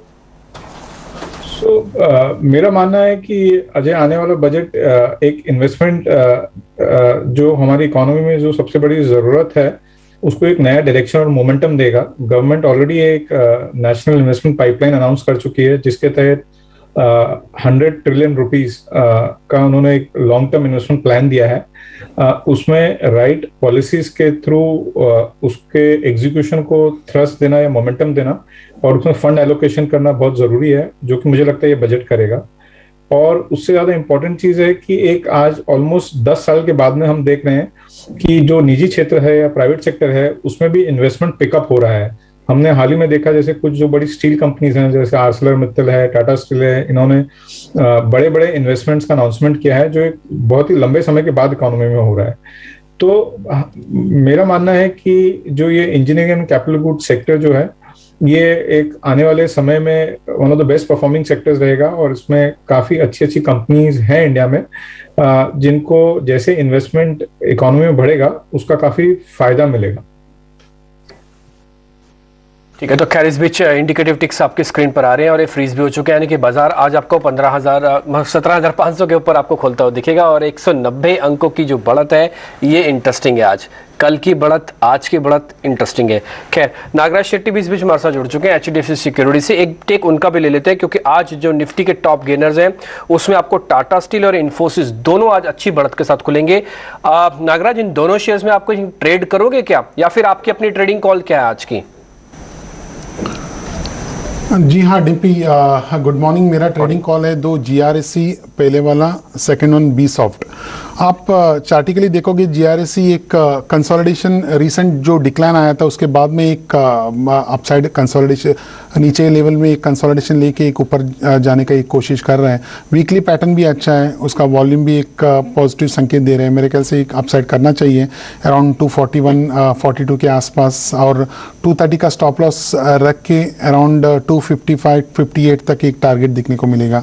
दूसरा बी सॉफ्ट, बिरला सॉफ्ट, जो एक शार्प डिक्लाइन दिखने को मिला था बिरला सॉफ्ट में, उसके बाद में एक छोटा सा एक कंसोलिडेशन हुआ, एक बॉटम रिवर्सल जैसा पैटर्न हुआ अराउंड 430-435 के आसपास। उसके बाद में कल हम देख सकते हैं कि एक दमदार अपसाइड मूव दिखने को मिला। अभी एक रेसिस्टेंस पार करके ऊपर गया है 460-465 का। मेरे ख्याल से एक और तेजी आने के एक चांसेस है इस स्टॉक में और 475-76 के आसपास एक खरीद सकते हैं। 450 का स्टॉप लॉस लगाइए और 515 to 520 तक एक अपसाइड दिखने को मिलेगा। और दूसरा वाला जो स्टॉक आपने बताया जो टाटा स्टील का, टाटा स्टील रिसेंटली हम देख सकते हैं कि एक कुछ परफॉर्मेंस उतना ज़्यादा कुछ नहीं था। लास्ट 2-3 सेशन से एक नीचे के निचले स्तर में एक बॉटम फॉर्मेशन करने की कोशिश कर रहा है। अराउंड 1080-1075 के आसपास एक अच्छा खासा सपोर्ट है, इतना गिर चुका है। एक टेक्निकल अपसाइड बाउंस पेंडिंग है, मेरे ख्याल से एक 1150 तक एक बार ऊपर दिखने को मिलेगा। बिल्कुल, चलिए तो इस पर नजर रखेंगे। इस बीच मार्केट में भी अच्छे संकेत, 17,530 के आसपास हो सकता है निफ्टी खुले। हमारे साथ समीर अरोड़ा भी बने हुए हैं और बाकी भी बड़े जानकार हमारे साथ बने हुए हैं। समीर, वेरी क्विकली, कौन से ऐसे सेक्टर्स हैं जहां पर आपकी नज़र बनी हुई है, क्योंकि budget end of the day 1-2 दिन के बाद मार्केट थोड़ा डाइजेस्ट कर जाएगा, सेक्टरली आपका व्यू क्या है? उसमें हम तो खाली 3 सेक्टर्स में ज्यादा निवेश करते हैं। एक तो है फाइनेंशियल सेक्टर, जिसमें हम ज्यादा प्राइवेट सेक्टर फाइनेंशियल लेते हैं, उसमें बैंक्स, इंश्योरेंस कंपनीज वगैरह। सेकेंड हम लेते हैं अर्बन कंज्यूमर, जो चीजें मिडिल क्लास कंज्यूमर या अर्बन कंज्यूमर को बिक रही हैं वो हम ज्यादा उसमें वो करते हैं ऑन द बेसिस कि अगर वो 300-400 मिलियन लोगों में भी वो पेनिट्रेशन उसकी कम है तो वो सालों साल वो स्टोरी चल सकती है। और तीसरा हम जनरली लेते हैं आईटी फार्मा। हम ये 3 चीजों में ज्यादा करते हैं बिकॉज ये इंडिया की सेक्युलर लॉन्ग टर्म स्टोरीज हैं और जो डेमोग्राफिक वगैरह उनके लिए फायदे हैं। और जो बाकी सेक्टर्स होते हैं जैसे कमोडिटीज हो गया या पीएसयू हो गया या इंडियन कंपनी जो बहुत ज्यादा बाहर जिनके बिजनेस हैं जैसे टाटा मोटर टाइप्स, वो हम नहीं करते हैं। तो ये समीर अरोड़ा अपना व्यू पॉइंट बताते हुए कि किस सेक्टर पर ज़्यादा बुलिश है। अमीर, एक क्वेश्चन आपसे भी होगा, जैसे अभी थोड़ी देर पहले हम समीर से भी यही क्वेश्चन पूछ रहे थे कि बजट तो डाइजेस्ट हो जाएगा लेकिन उसके बाद मार्केट का आउटलुक कैसे दिखता है आपको, यही चीज़ मेरे को आपसे पूछनी है। बजट एक इवेंट है, आज क्लोज हो जाएगा लेकिन एफआईज हमेशा रहेंगे, इन्फ्लेशन रहेगी और ऐसी चीज़ें जिनको हम रोज़ देखेंगे, उस पर आपका टेक क्या है, उसको कैसे मार्केट देख रहा है अभी? हमारा कॉल बिल्कुल क्लियर है कि अब जो है रिलेटिव अट्रैक्टिवनेस इंडिया की जो है एज एन इकोनॉमी वो compare to the rest of the world much better है, क्योंकि जो यूएस में फिस्कल स्टिमुलस वगैरह जो था वो हो चुका है, अब तो वो अनवाइंड करने की कोशिश कर रहे हैं और हमने तो इतना बड़ा फिस्कल स्टिमुलस किया ही नहीं था। तो टू दैट एक्सटेंट हमारी जो सिक्लिकल नॉर्मल जो demographic and demand led growth है वो अब आनी शुरू होगी। और जिस तरह से गवर्नमेंट ने प्राइवेट सेक्टर कैपेक्स को एनकरेज किया है, प्लस गवर्नमेंट खुद इंफ्रास्ट्रक्चर वगैरह में जिस तरह से इन्वेस्ट कर रहा है, तो हमें ये लग रहा है कि पीएलआई स्कीम्स प्लस जो नॉर्मल डिमांड ड्रिवन सेंटीमेंट है उसकी वजह से कैपेक्स साइकिल एक आने की बहुत अच्छी प्रोबेबिलिटी है। और डोमेस्टिक डिमांड भी जो रूरल इकोनॉमी में और अर्बन इकोनॉमी में वीक रही थी, क्योंकि जैसे हमने डिस्कस किया कि सर्विसेज सेक्टर काफी वीक था, मैन्युफैक्चरिंग में रिवाइवल आ गया था लेकिन सर्विसेज जो है वो भी बहुत बड़ा कंपोनेंट है इकोनॉमी का, वो वीक था। और जैसे सर्विसेज किक इन होगा तो मेरे ख्याल से काफी स्ट्रॉन्ग डिमांड रिकवरी कंजम्पशन में भी आएगी। तो इन्वेस्टमेंट्स और कंजम्पशन दोनों काफी स्ट्रॉन्ग है। और अगर हम स्टॉक वाइज देखें तो ये जो थीम्स के स्टॉक है वो अभी इतने एक्सपेंसिव नहीं हुए हैं। तो हमारी पोजीशन जो है वो डेफिनेटली जो एक्सपोर्ट लिंक सेक्टर्स है जैसे कि आईटी वगैरह जो है उससे पोजीशंस कम करके डोमेस्टिक सेक्टर्स में बिल्कुल। मिहिर, आप हमारे साथ बने रहे, आपकी रिकमेंडेशन आगे भी लेंगे, लेकिन इस वक्त पहले देख लेते हैं बाजार किस तरह खुला है। तो 150 पॉइंट की गैप अप के साथ खुलता हुआ आपको 17,485 के पास इस वक्त निफ्टी, और साथ ही बैंक निफ्टी पर आपको लगभग 250 अंकों से ज्यादा की बढ़त यहाँ दिख रही है। आपको फिर से आज आईटी पैक में एक अच्छा खासा बाउंस बैक दिख रहा है, तो जहां से लीडरशिप आ रही है वहां आपको आईटी के काउंटर्स निफ्टी में दिखेंगे, मिड कैप स्पेस से भी दिखेंगे, इन्फोसिस, टेक महिंद्रा, विप्रो, ये सारे आपको आईटी काउंटर से दिख रहे हैं। और आपको दिख रहे हैं ऑटो पैक से मारुति सुजुकी और साथ ही कुछ एफएमसीजी काउंटर्स लाइक ब्रिटानिया। तो मार्केट में इस वक्त अच्छी खासी बॉयंसी दिख रही है।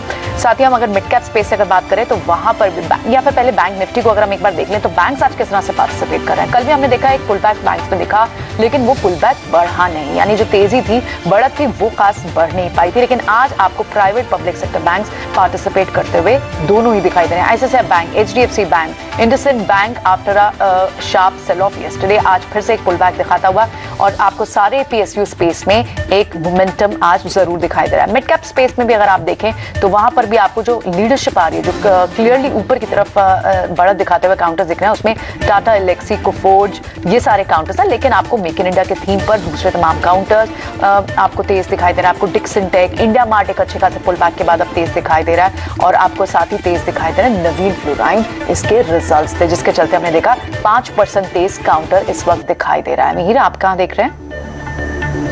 चलिए एक बार देख लेते हैं। आज अब एटलीस्ट सेटअप अच्छा है मार्केट के लिए, बस ये किसी तरह से सेंटिमेंटली अगर टिका रहता है इन लेवल्स के आसपास तो फिर उम्मीद कर भी सकते हैं कि बजट के बाद एक अच्छा मोमेंटम बनेगा। लेकिन हाँ, ये ज़रूर है कि कल की तेज़ी के बाद आज भी निशान में, आज के एसजीएक्स निफ्टी से भी संकेत ऐसे थे ही।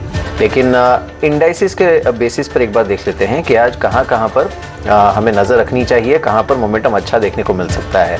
तो एक तो देखिए ओवरऑल इस समय अगर हम देखें तो निफ्टी के जो बैंकिंग स्टॉक्स हैं या फिर निफ्टी बैंक को अगर हम देखें वो ठीक से रुझान दिखा रहे हैं, करीब 1% की तेजी यहाँ पर है। इसमें भी अगर आप PSU बैंक्स को देखेंगे, इस पर आप नजर रखिएगा क्योंकि बजट के बाद यहाँ पर एक्शन देखने को मिल सकता है, होपफुली पॉजिटिव, तो इस पर आपको नजर रखनी चाहिए। और इसके अलावा कुछ एक सेक्टर्स जहाँ पर अच्छा रुझान है, इसमें कल भी हमने देखा था रियल एस्टेट में ठीक रुझान था, इस पर आज नजर रख सकते हैं। IT पर आज भी अच्छा मोमेंटम है, 1% से ज़्यादा की तेज़ी यहाँ पर है, तो इन सब पर आप नज़र रख सकते हैं। लेकिन हाँ, ये ज़रूर है कि आज एक बड़ा ट्रिगर है, तो अगर थोड़ा सा भी आपको कन्फ्यूजन होता है तो फिर आपको थोड़ा वक्त मार्केट को देना चाहिए। कंपल्सिव ट्रेडिंग करने की कोशिश मत कीजिएगा क्योंकि उसमें हो सकता है आपका ट्रेड फंस भी जाए, तो वो एक बार बजट की स्पीच ख़त्म होने तक और वो डाइजेस्ट होने तक थोड़ा सा इंतज़ार कर लेना बेहतर होगा। राइट, इनफैक्ट एक बाजार का एरिया है जिसकी तरफ थोड़ा अटेंशन ड्रॉ करेंगे और मे बी मिहिर से बात कर सकते हैं इस बारे में। मिहिर, ये जो इलेक्ट्रिक व्हीकल, ये जो पूरा रिन्यूएबल्स का एरिया है, इसको बाजार अलग अलग तरीके से एड्रेस कर रहा है। ईवीज उसका एक पार्ट है, चार्जिंग उसका दूसरा पार्ट है, और कुछ कार्बन ट्रेडिंग रिलेटेड प्लेस भी हैं। इंडिया में बहुत ज़्यादा ये डेवलप नहीं था, लेकिन जिस हिसाब से कंपनीज अच्छा काम कर रही हैं, कार्बन क्रेडिट की ट्रेडिंग की तरफ भी रुझान है। और इस तरह का कुछ रिपोर्ट्स आ रही हैं कि ये एक एरिया हो सकता है जहाँ पे बजट का थ्रस्ट हो, रिन्यूएबल्स, ग्रीन बिजनेसेस। और अब देखा है 7-8 करीब दर्जन भर कंपनीज है जो इस एरिया में काम कर रही हैं। आपने कुछ वर्क किया है क्या इस एरिया में, या पोर्टफोलियोज में आपने कुछ जगह बनाई है इसके लिए? हाँ, इसमें इनडायरेक्ट प्लेस हैं और अभी तो इनडायरेक्ट प्लेस काफी जो है वो या तो लिस्टेड कंपनीज के एक माइनॉरिटी स्टेक से आ रहा है, और या तो फिर ऑटो एंसिलरी जो एक्सपोर्टिंग ऑटो एंसिलरीज है वहां पे ज्यादा प्लेस हैं। ईवी के जो प्योर प्लेस है वो अभी भी अनलिस्टेड स्पेस में है, तो एज ए इंश्योरेंस कंपनी हमारा ज्यादा एक्सपोजर जो अनलिस्टेड स्पेस में उसमें नहीं होता। लेकिन इनडायरेक्ट 2-3 ऐसे जो आइडियाज हैं, जैसे कि ऑटो एंसिलरी में है, या तो लिस्टेड कंपनी की अनलिस्टेड सब्सिडरी है जहां पे थोड़ी प्राइवेट इक्विटी वगैरह अनलॉकिंग हो सकती है, उस तरह के प्लेस हैं। बजट में मेरे ख्याल से स्पेसिफिकली कोई ऐसा अनाउंसमेंट नहीं आने की उम्मीद है, क्योंकि ऑलरेडी जो ये इकोसिस्टम काफी रैपिडली ग्रो कर रहा है, और उसमें जो है ट्रस्ट रेगुलेटरी और जो एनवायरमेंट और जो नॉर्म्स पॉइंट ऑफ व्यू से वहां से ज्यादा ट्रस्ट दे रहे हैं। मेरे ख्याल से ऐसी कोई सब्सिडी या टैक्स ब्रेक्स की इमीडिएट कोई एक्सपेक्टेशन नहीं है बजट से। के बारे में क्या व्यू? एक्सपोर्ट्स को पुश कैसे? गुड्स एक्सपोर्ट 400 बिलियन हिट कर रहे हैं, led by textile, chemicals, engineering goods. वहां पे कुछ उम्मीद है आपकी, कुछ और उसको बूस्ट मिल सकता है? क्योंकि गवर्नमेंट काफी बात कर रही है उसके बारे में। पंकज? बिल्कुल अजय, मुझे लगता है कि गवर्नमेंट को एक्सपोर्ट्स को, इंडिया से जो निर्यात या एक्सपोर्ट्स हैं उसको काफी इंसेंटिवाइज करने की जरूरत है। एक मैं आपको आंकड़ा बताना चाहूंगा कि जैसे इस साल हमारी निर्यात ग्रोथ या एक्सपोर्ट ग्रोथ काफी स्ट्रांग है, और ये साल शायद हम $400 बिलियन टोटल एक्सपोर्ट्स पहुंच जाएंगे। पर देखिए, उसकी अगर तुलना करें हम दुनिया से, तो जितना हम पूरे साल में एक्सपोर्ट्स करते हैं, चाइना उतना एक महीने में करता है। चाइना का मंथली एक्सपोर्ट्स $400 बिलियन है और हम पूरे साल में $400 बिलियन करते हैं। तो इसका कहने का मतलब ये है कि हमें हमारे एक्सपोर्ट्स को आने वाले दशक में बहुत तेजी से बढ़ाना होगा अगर हमें दुनिया की एक की इकोनॉमी या मेजर इकोनॉमी इमर्ज होना है। और हमारी इकोनॉमी में आज जो वेज कॉस्ट है वो आज दुनिया में सबसे लोएस्ट है। तो ग्लोबल कंपनीज अगर इंडिया में आके मैन्युफैक्चर करेंगी तो उन्हें उसका काफी फायदा मिलेगा, because India has the cheapest labour cost in the world. और प्लस गवर्नमेंट ने पिछले साल न्यू मैन्युफैक्चरिंग यूनिट अगर कोई स्टैब्लिश करता है तो उस पर कंसेशनल टैक्स रेट भी दिया है जो कि केवल 15% है, जो कि आज दुनिया की one of the lowest tax rates है। पूरी दुनिया में इससे नीचे टैक्स रेट कहीं नहीं है। तो मुझे लगता है कि गवर्नमेंट ऑलरेडी एक्सपोर्ट्स को बढ़ावा देने के लिए काफी कुछ पॉलिसी इनिशिएटिव्स ले चुकी है। इसके बावजूद भी बजट में, क्योंकि फाइनेंस मिनिस्टर के पास रेवेन्यूज हैं और गवर्नमेंट के पास रिसोर्सेज हैं, कुछ और इनिशिएटिव लेके उनको हर तरह से एक्सपोर्ट्स को इंसेंटिवाइज करना चाहिए, ताकि आने वाले कुछ सालों में हम एक बड़े ग्लोबल मेजर एक्सपोर्टर बने, जो कि बहुत जरूरी है हमारे देश के लिए। बिल्कुल, इस पर तो खैर नजर रहेगी और कल सर्वे में भी इस पर काफी कुछ कहा गया है। हमारे साथ अब मिलिंद करमरकर जी भी जुड़े हैं, director end fund manager Dalal and Broacha portfolio managers के। मिलिंद जी, मॉर्निंग टू यू, शुक्रिया हमारे साथ इस बातचीत में शामिल होने के लिए। It's so nice to have you on budget day. कल इकोनॉमिक सर्वे के बाद सेंटिमेंट तो अच्छा बना हुआ है, उम्मीद है कि प्रोग्रेसिव और रिस्पॉन्सिबल बजट आएगा वो कौन से 2-3 की ट्रिगर्स हैं जिस पर मार्केट यहाँ से और रैली कर सकता है, आपकी नजर बनी रहेगी? तो मुझे ऐसा लगता है कि अगर कुछ बैड न्यूज नहीं रहे, और मुझे नहीं लगता है कुछ बैड न्यूज रहेगा, क्योंकि tax collections have been extremely buoyant, whether it's direct taxes, indirect taxes. It is expected that government's deficit will be lower than expected. और अगले साल का GDP growth rate भी गवर्नमेंट ने बहुत रीजनेबल एक्सपेक्ट कर रहे हैं, 8 to 8.5%. बट अगर ये ऐसे ही ग्रो होता रहेगा तो I think we will be in a good shape. So as long as there is no bad news like any tinkering with capital gains tax or any introduction of wealth tax, जो मुझे नहीं लगता है आएगा, तो I think the budget will be a general budget more focused towards infrastructure spending and maybe some more push to export related industries. और बस अगर ये हो जाए तो बस फिर अगला साल भी अच्छा जाएगा. आपने कि अगला साल भी अच्छा जाएगा. कुछ एक सेक्टर्स भी बता दीजिए. आपने सही कहा, no news is good news when it comes to taxation, लेकिन कई सेक्टर्स हैं जहां पर सरकार का एक प्रायोरिटी फोकस बना हुआ है, चाहे वो हाउसिंग हो, चाहे वो डिफेंस हो, चाहे वो हेल्थ केयर हो, चाहे वो एजुकेशन हो. आपके रेडार पर कौन से सेक्टर्स हैं? मुझे ऐसा लगता है as far as government benefits to be given by government, मुझे ऐसा लगता है कि टूरिज्म इंडस्ट्रीज को बढ़ावा देना चाहिए, क्योंकि लास्ट 2-3 साल से टूरिज्म इंडस्ट्री में बहुत इम्पैक्ट हुआ है बिकॉज ऑफ द पैंडेमिक. तो मुझे ऐसा लगता है टूरिज्म इंडस्ट्री को गवर्नमेंट को बढ़ावा देने के लिए कुछ करना जरूरी है, may be for a short term, but I think वो करना बहुत जरूरी होगा. और जैसे कि मैंने कहा कि export oriented industries, so whether it's pharmaceuticals, textiles especially, because China plus one policy में plus there are certain restrictions on China. Textiles again could be a big growth driver for exports. So tourism और textiles, ये दो industries मैं देखता हूँ अगर government कुछ कर सकता है इसमें तो बहुत बेहतर रहेगा. टूरिज्म और टेक्सटाइल, इनफैक्ट और भी दूसरे सेक्टर्स पर एक ओपिनियन लेते हैं. मिहिर भी बने हुए हमारे साथ. मिहिर, क्योंकि बिगेस्ट एम्प्लॉयमेंट जनरेटर सेक्टर्स हैं ये, टेक्सटाइल हो, हाउसिंग हो, ऑटो की भी कई सारी एक्सपेक्टेशन, और यहाँ पर PLI स्कीम्स की बात करी जा रही है, शायद कॉर्पोरेट टैक्स रिडक्शन की भी बात की जा रही है, या फिर एक्साइज ड्यूटी 4-व्हीलर सेगमेंट्स. इन सारे सेगमेंट्स पर आपका कहाँ नजर होगी, आपके व्यू होगी? क्योंकि ये भी एक थीम है जिसे प्रमोट सरकार जरूर करना चाहेगी, और जिस तरह से आज भी आप देखें ऑटो काउंटर्स रिस्पॉन्ड कर रहे हैं, आपको लगता है कि ऑटो के लिए कुछ अच्छी खबरें आ सकती हैं आज? देखिए, टैक्सेशन पॉइंट ऑफ व्यू से तो ऐसी कोई जरूरत नहीं है, क्योंकि टैक्स रेट्स ऑलरेडी काफी रैशनल है मोस्ट ऑफ द सेगमेंट्स में. और जैसे मैंने डिस्क्राइब किया, ये जो सेगमेंट्स है उसमें ऑलरेडी टेक्नोलॉजी आ रही है, प्रोडक्शन आ रही है, तो मेरे ख्याल से ऐसी एक्स्ट्रा कोई बूस्ट की जरूरत तो नहीं है. ओवरऑल अगर आप देखें तो ये जो PLI स्कीम्स हैं वो ऑलरेडी काफी सक्सेसफुली रोल आउट हो रही है बहुत सारे सेगमेंट्स में. तो और इसकी जो मेरे ख्याल से गवर्नमेंट ने माइंडसेट रखी है वो ओपन एंडेड रखी है, कि वैसे तो 2 लाख करोड़ का जो आउटले दिया है for the next 4 to 5 years वो तो है ही PLI के लिए, लेकिन मेरे ख्याल से ये ओपन एंडेड है. जैसे ही कोई इन्वेस्टमेंट प्रपोजल आएगा, या तो लगता है कि कोई पर्टिकुलर सेक्टर में ज्यादा डिमांड है PLI के इन्वेस्टमेंट स्केलिंग सब्सिडीज के, तो मेरे ख्याल से रोल आउट करते रहेंगे. तो ये एक्चुअली बजट के लिए वेट करने की जरूरत नहीं है. ये तो जैसे ही प्राइवेट सेक्टर कैपेक्स आएगा, कोई भी सेगमेंट में लगता है अपॉर्चुनिटी है, तो मेरे ख्याल से गवर्नमेंट उसको काफी अच्छी तरह से क्विकली रिस्पॉन्ड करके वो बढ़ा भी देगी. तो मेरे ख्याल से जो मैन्युफैक्चरिंग का थीम है, इंपोर्ट सब्स्टिट्यूशन का थीम है, इतने सारे सेगमेंट्स में हमने देखा, वो कंटिन्यू रहेगा. इसके लिए बजट की वेट करने की जरूरत नहीं है. इंपॉर्टेंट चीज आपसे जाननी है, जैसे अब शुरू से ये चर्चा हो रही है कि इस बार सरकार काफी कंफर्टेबल है इस टर्म्स में कि उनके पास पैसा अच्छा है, रिफॉर्म कर सकते हैं. अभी कोविड वाला कोई खास दिक्कत चल नहीं रही है, सरकार को इस तरफ ज़्यादा ध्यान देना नहीं है, तो सारा ध्यान हो सकता है कैपेक्स की तरफ भी हो, और सरकारी कैपेक्स तो हो ही रहा. और दूसरी तरफ से सरकार ने एक बात और अच्छे से बोल दी है कि भाई हमारे लिए PSUs का रिफॉर्म का मतलब प्राइवेटाइजेशन होता है. आप कुछ भी सोचते रहे, हम तो प्राइवेटाइजेशन के बारे में सोचते हैं. इस पे जरा आपका टेक चाहिए.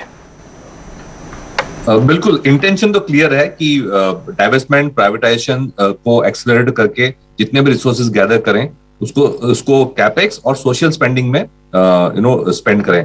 आपने कहा कैपेक्स तो बहुत करेंगे गवर्नमेंट, मैं उससे बिल्कुल सहमत हूँ, जरूरी भी है, लेकिन मेरे ख्याल से जो जॉब क्रिएशन का पेस है वो और भी बढ़ाने की जरूरत है।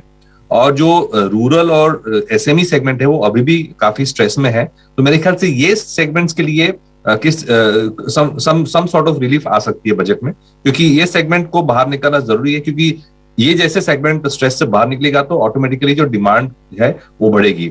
सेकंड इज जो टेक्सटाइल्स वगैरह की बात की, जो लेबर इंटेंसिव सेगमेंट्स हैं, उसमें तो पीएलआई और वो स्कीम्स की वजह से अच्छी इन्वेस्टमेंट आ रही है, लेकिन उससे भी बड़ी जो जॉब क्रिएशन होती है वो कंस्ट्रक्शन में होती है। और इंफ्रास्ट्रक्चर तो एक सेगमेंट है, लेकिन जो हाउसिंग है, urban housing and rural housing, उसमें बहुत सारी जॉब्स क्रिएट हो सकती है। तो एक हाउसिंग का भी एक जो फोकस है वो भी बजट में हो सकता है। That will be very interesting to watch. ठीक है, खैर चर्चा को हम थोड़ा और आगे भी बढ़ाएंगे, लेकिन उससे पहले छोटा सा ब्रेक लेना होगा। बाजार में इस समय अगर आप ज्यादा फोकस्ड है, अगर देख रहे हैं तो बैंक निफ्टी को जरूर देखिएगा। बैंक निफ्टी 1.5% ऊपर है, खुलने के बाद स्पीड से बैंक निफ्टी ऊपर आया है। इस पे और चर्चा होगी बस छोटे से ब्रेक के बाद।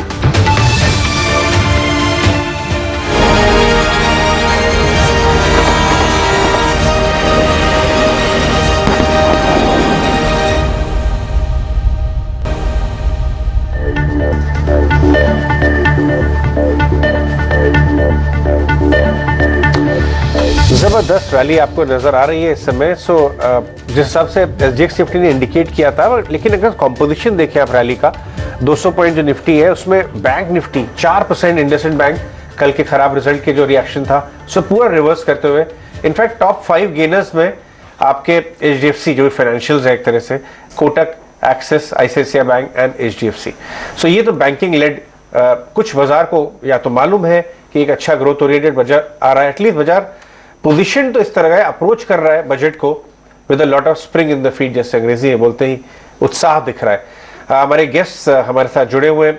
कर्माकर साहब, आपके पास आऊंगा मैं। आपने एक पॉइंट बोला था अर्लियर अपने जवाब में कि गवर्नमेंट को कंजम्पशन को ट्रिगर करने के लिए, बूस्ट करने के लिए कुछ लेना चाहिए, कुछ कदम उठाने चाहिए, क्योंकि वैसे भी हम बात कर रहे थे निकुंज मीर से सुबह कि के शेप रिकवरी है, जो नीचे का तबका है वो उस लेवल में इनकम्स भी हिट हुई है और हेंस कंजम्पशन भी हिट हो गया।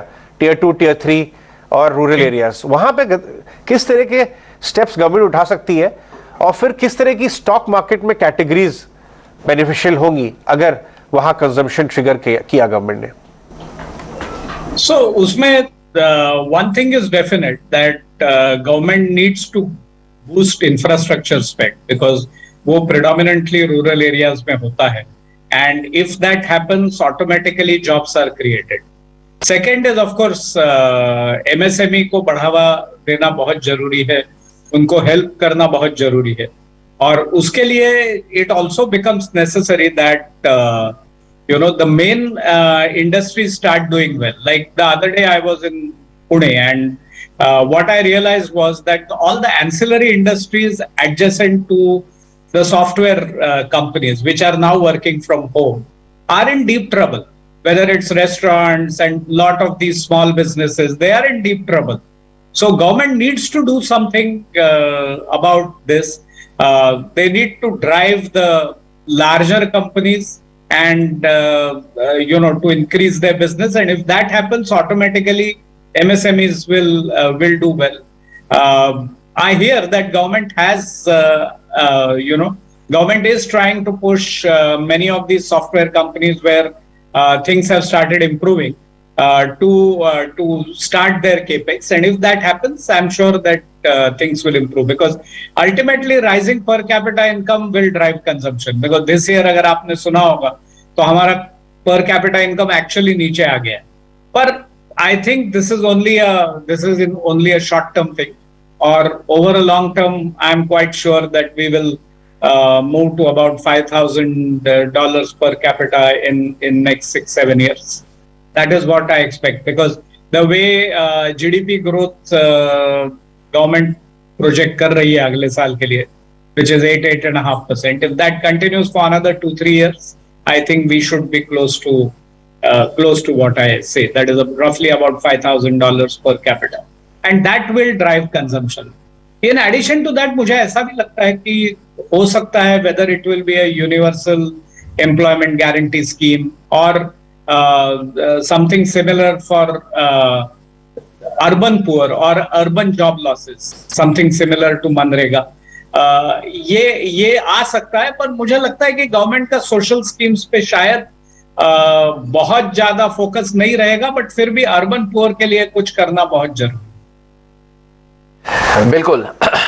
चलिए, हमारे साथ अब और एक खास मेहमान जुड़े हैं. नीलेश शाह हमारे साथ जुड़े हैं कोटक से, उनसे बात करते हैं. मिहिर वोरा तो हमारे साथ बने ही हुए हैं और बाकी भी पूरा पैनल आप देख रहे हैं स्क्रीन पर हमारे साथ. नीलेश भाई, मॉर्निंग टू यू. बहुत बहुत शुक्रिया हमारे साथ आज इस बातचीत में शामिल होने के लिए. बाजार भी मुस्कुरा रहा है. एक अच्छी चीज ये है कि बजट से पहले बहुत कम ऐसे मौके होते हैं जब market is also smiling, economists are also smiling and corporates are also, they seem to be smiling. तो लग तो यही रहा है कि कोई मेजर नेगेटिव अपसेट नहीं आएगा बजट में. आपका की टेक अवे कल के सर्वे के बाद क्या था? आप क्या कह रही है, आपकी सिक्स सेंस क्या होगा बजट में? बजट पिछले साल की तरह इकोनॉमी को बढ़ावा देने का होना चाहिए. कंजम्पशन लेवल इकोनॉमिक सर्वे ने भी बताया कि प्री पेंडेमिक लेवल से थोड़ा नीचे है, तो उसको बढ़ावा देने के लिए बजट में फोकस करना चाहिए. चाहे फिर वो मनरेगा को वेल कैपिटलाइज करे ताकि रूरल इंडिया में ग्रोथ बना रहे, या अर्बन मनरेगा जैसी कोई स्कीम लॉन्च की जाए ताकि कंजम्पशन को सपोर्ट मिले. फाइनली कंजम्पशन को अगर लॉन्ग टर्म सपोर्ट करना है तो आपको एम्प्लॉयमेंट खड़ी करनी पड़ेगी, और उसके लिए जो सबसे अच्छे सेक्टर है वो हाउसिंग, रियल एस्टेट, कंस्ट्रक्शन और टेक्सटाइल्स है. तो इस बजट में अगर हम इन दो सेक्टर के लिए कुछ प्राधान्य दे पाए, कुछ टैक्स इंसेंटिव दे पाए तो बहुत बढ़िया होगा. एंड सबसे मोस्ट इम्पॉर्टेंट, ये खर्चे करने के लिए आप टैक्स मत बढ़ाना, नॉन टैक्स रेवेन्यू बढ़ाना. एसेट मोनेटाइजेशन प्रोग्राम के तहत आप एग्जिस्टिंग गवर्नमेंट एसेट्स को मोनेटाइज कर सकते हैं और फिस्कल प्रूडेंस का रास्ता अपनाए इन सारे खर्चों के लिए पैसे जुटा सकते हैं. बस आपने अच्छी बात बोली नीलेश भाई. Good morning. अजय हियर. ये जो आपने अर्बन मनरेगा वाला एक इंडिकेशन दिया वो उसके बारे में और भी बात हो रही है. देखिए, हमारे पास तस्वीरें भी आ रही हैं. फाइनेंस मिनिस्टर इस समय प्रेसिडेंट साहब से मिलने गई हैं और उन्हें बताने गई हैं कि बजट का प्रोसेस है ये, ऑफ कोर्स. तो ये हमारे पास पिक्चर्स आ रही हैं. मंजूरी लेने गई है. Is it okay? ग्रेट. देखिए, वहां से औपचारिक, इसमें आपको एक नया फेस इस समय नजर आएगा. अगर हम वापस जा सके उस वाली पिक्चर पे, रेड टाई में आपको हमारे नए चीफ इकोनॉमिक एडवाइजर इस बार आए हैं. मिस्टर सिंगापुर के बड़े इकोनॉमिस्ट हैं वो, मिस्टर नागेश्वरन. वो अब चीफ इकोनॉमिक एडवाइजर बन गए और वो भी इस समय इस मीटिंग में शामिल थे. लेकिन मिहिर वोरा के पास जाऊंगा. मिहिर, कर्माकर साहब ने भी इसका इंडिकेशन दिया, नीलेश भाई भी बोल रहे हैं कि किसी तरह का एक अर्बन मनरेगा या सपोर्ट सिस्टम इस बार आ जाए, क्योंकि जॉब लॉसेस बहुत हुए, तो कंजम्पशन को बूस्ट कर सकता है. आपकी क्या राय है मिहिर इस पर? बिल्कुल, जैसे हमने पहले डिस्कस किया था थोड़ी देर पहले कि जो वीक सेगमेंट्स हैं और ये उसके लिए ज्यादा सपोर्ट देने की जरूरत है. और चीफ जो गवर्नमेंट के जो एडवाइजर्स हैं उन्होंने भी बार बार यही कहा है कि ये जो गवर्नमेंट है उन्होंने काफी फोकस तरीके से अप्रोच लिया है. जहां जहां वीक सेगमेंट्स थे उन पे ज्यादा फोकस किया है. तो रूरल इकोनॉमी जो है उसमें भी अभी स्ट्रेस खत्म नहीं हुआ है, और अर्बन जो अनएम्प्लॉयड है वो भी एक स्ट्रेस पॉइंट है, बिकॉज जो स्मॉल बिजनेसेस है, एमएसएमई सेगमेंट है, तो ये जो सेगमेंट्स है उसमें अभी भी जो फुल रिवाइवल नहीं आई है, स्ट्रेस बना हुआ है. तो मेरे ख्याल से या तो बैंकिंग सेक्टर को बोलें कि जो क्रेडिट फ्लो है और कंटिन्यू करें जैसे 2 साल से कर ही रहे हैं, एंड प्लस जो फोकस जो या तो टारगेटेड अर्बन अनएम्प्लॉयड के लिए जो है वो स्कीम बनाए, तो आई थिंक सोशल सेगमेंट में काफी फायदा होगा और इससे जो डोमेस्टिक डिमांड जो बूस्ट मिलना चाहिए वो भी अच्छी तरह से आएगा. और मेरे ख्याल से अच्छे चांस है ऐसे कुछ करने के, क्योंकि गवर्नमेंट का हमेशा 2 साल से क्लियर रहा है कि जहां जहां स्ट्रेस है उसको आइडेंटिफाई करो और टारगेटेड जो है एक्शंस लेनी चाहिए. बहुत शुक्रिया. Thank you very much. आज आपने बजट वाले दिन अहम समय दिया हमको. बहुत बहुत शुक्रिया. Thank you very much. खैर, इस बीच रुचित जैन भी हमारे साथ हैं और साथ ही नागरा शेट्टी, इन दोनों से हम बातचीत कर रहे हैं, टेक्निकली समझ रहे हैं अपने टेक दरबार से कि बाजार के अंदर करना क्या है. आईसीआईसीआई बैंक आज शुरुआत में ही लीडर लेके बैठा हुआ है. 2-2.5% की तेजी है. नागराज, एक बार इस पे आपका व्यू पॉइंट से, मैंने एक 2 पॉइंट खुलने के बाद सोच रहा हूँ कुछ खरीदने का, क्योंकि बैंकिंग मेरा कॉन्फिडेंस आ रहा है, मैं ठीक डायरेक्शन में हूँ या फिर गलत डायरेक्शन में, अभी रुक जाना चाहिए, बजट के बाद देखना चाहिए? जी हाँ डीपी, आप सही डायरेक्शन में हो। बैंकिंग सेक्टर सबको पता है कि अच्छा खासा एक स्ट्रेंथ दिखा रहा था लास्ट कई दिनों में। आईसीआईसीआई बैंक भी एक स्टॉक ऐसे है बैंकिंग सेक्टर के साथ मूवमेंट हो रहा है। आज अच्छा खासा एक बढ़त मिला है 2.5% का। एक जो लास्ट 2 सेशन का जो भी एक रेसिस्टेंस था या एक छोटा सा जो वीकनेस था, उसको पार करके अभी अराउंड 800 का एक रेसिस्टेंस बना हुआ था, उसको पार करके ऊपर जा रहा है। मेरे ख्याल से एक लॉन्ग के लिए अच्छा एक कैंडिडेट बन सकता है और 810 है ये लेवल पे ले सकते हैं और 835 840 के आसपास अपसाइड दिखने को मिलेगा। इसमें इवन आरएसआई पैटर्न भी एक स्टडी है, पॉजिटिव संकेत दे रहे हैं। अब मेरे ख्याल से मेरा सलाह रहेगा एक लॉन्ग क्रिएट करें। क्या आईसीआईसीआई बैंक अभी और चल सकता है? असल में कई दिनों के बाद इसने 805 807 वाली रेंज को पार किया है, इसलिए पूछना लाजमी था। रुचित, आपकी तरफ से आज का अभी मार्केट खुलने के बाद कोई ऐसा शेयर जो आपने नोटिस किया है? जी I think yes sir, no जैसे शो की शुरुआत में भी मैंने कहा था कि गवर्नमेंट स्टॉक्स पे ज़्यादा फोकस आज रहेगा पीएसयू नेम्स में, क्योंकि निफ्टी पीएसयू इंडेक्स भी ऐसे ही एक ब्रेकआउट दे रहा है। तो गेल एक ऐसा स्टॉक है करंट लेवल्स पे जहाँ पे हम एक अच्छा मोमेंटम आज ओपनिंग के बाद देख रहे। इवन डेरिवेटिव सेगमेंट में यहाँ पे लॉन्ग पोजीशंस रिसेंटली बने हैं वो और इंटैक्ट है। तो मेरे हिसाब से पीएसयू नेम्स में ही फोकस रखे और गेल करंट लेवल्स पे खरीदारी कर सकते हैं। 143 के आज इंट्राडे के स्टॉप लॉस रख के और 154 155 तक के टारगेट्स हो सकते हैं। कि गेल, नागराज कह रहे हैं कि आईसीआईसीआई बैंक। अब हमारे साथ अजीत मिश्रा भी जुड़ चुके हैं, एक बार उनसे भी जरा करते हैं बातचीत। अजीत सर, बहुत बहुत शुक्रिया, थैंक यू वेरी मच, आज ET Now स्वदेश को समय दे रहे हैं आप बजट वाले दिन। आपकी तरफ से एक सरकारी कंपनी पहले मैं पूछ लेता हूं, फिर आप बताइएगा आपने कौन सा शेयर नोटिस किया। वो है शिपिंग कॉर्पोरेशन ऑफ इंडिया, बहुत बज़ है इसमें, तो आज ये शेयर ऊपर भी है। सर इस पर जरा व्यू पॉइंट दीजिए, क्या करना चाहिए? Good morning Dimpy. तो डिम्पी देखिए, जिस तरीके से मार्केट सिचुएशन है कि डिसइन्वेस्टमेंट को लेकर गवर्नमेंट काफी अग्रेसिव रहेगी, तो शायद इसी का एक बस दिख रहा है कि काफी अच्छे करेक्शन के बाद एसआईए में एक जो लॉन्ग टर्म मूविंग एवरेजेस का 120 के अराउंड का जोन था, वहां से एक रिकवरी देखने को मिल रही है। बट अपसाइड पे मुझे लगता है कहीं ना कहीं थोड़ा सा ये रेजिस्टेंस फेस जरूर करेगा 140-45 का जोन, जहां पे लास्ट टाइम डिस्ट्रीब्यूशन हुआ था। तो अगर एग्जिस्टिंग पोजीशन है डेफिनेटली शुड होल्ड, बट 130 का एक स्टॉप लॉस भी मेंटेन करिए, बिकॉज एक क्रिटिकल डे है आज। अगर कुछ खास इसमें ना अनाउंसमेंट नहीं आती है तो it might react otherwise also. बिल्कुल। इस बीच नीलेश तो बने ही हुए हैं हमारे साथ, उनसे बात करते हैं। नीलेश, कल और एक चीज जो नीलेश सर्वे में जानने को मिली वो थी थोड़ा सा सरकार शायद कॉशियस है या फिर कंजर्वेटिव है। तो ग्रोथ को लेकर इन्होंने 8 से 8.5% का एक इंडिकेशन दिया है FY23 के लिए, जबकि IMF का एस्टिमेट इससे ऊपर था। और दूसरा, डिसइन्वेस्टमेंट को लेकर कुछ खास कहा नहीं गया है। ये जो डिसइन्वेस्टमेंट का आंकड़ा है, हर साल एक बहुत ही एम्बिशियस आंकड़ा आता है, पिछले साल भी आया था। इस साल अच्छी बॉयंसी थी मार्केट में, लेकिन अभी भी ये क्लैरिटी नहीं है कि LIC का divestment will go through in FY22 या फिर रुकना पड़ेगा अगले साल के लिए। इसे लेकर क्या थोड़ा सा और रियलिस्टिक होना चाहिए सरकार को, बजट में इंडिकेशन मिलना चाहिए डाइवेस्टमेंट को लेकर? सो डेफिनेटली जिस तरह से हम डाइवेस्टमेंट कर रहे हैं वो ना हमारे लिए वैल्यू एक्रेटिव है, ना वो हमें अपने टारगेट्स अचीव करने में मदद कर रहा है। पहले हमने मार्केट डाइवेस्टमेंट देखा था, कुछ न कुछ PSU कंपनीज में हर साल हम थोड़ा थोड़ा माल बाजार में बेच देते थे, वह सप्लाई कांस्टेंट रहता था, उस वजह से दाम हमेशा कम रहते थे। कभी कभार हमने स्ट्रेटेजिक डाइवेस्टमेंट अपनाया, उसमें हिंदुस्तान जिंक जैसे या एयर इंडिया जैसी कुछ सक्सेसेस मिली, बट वो बहुत कम थी। सो मेरे हिसाब से डाइवेस्टमेंट के लिए एक नया रुख इख्तियार करना चाहिए। जैसे GIC टेमासेक जैसी गवर्नमेंट होल्डिंग कंपनी है, वैसे होल्डिंग कंपनी बनाए, उसमें 4-5 प्रोफेशनल फंड मैनेजर्स को अपॉइंट करे और उनके ऊपर दायित्व दे कि आप इस पोर्टफोलियो को सबसे अच्छे वैल्यू एक्रेटिव तरीके में मोनेटाइज करके दिखाइए। मेरे हिसाब से प्रोफेशनल फंड मैनेजर्स अगर इन कंपनीज को मैनेज करने लगे डाइवेस्टमेंट पॉइंट ऑफ व्यू से, तो प्रोबेबली शायद वैल्यू भी अच्छी होगी और दूसरा अपने जो टारगेट्स है वह भी हम अचीव कर पाएंगे। एक और चीज जो हमें देखनी है कि ये PSUs के ESG स्कोर ऊपर आ जाए।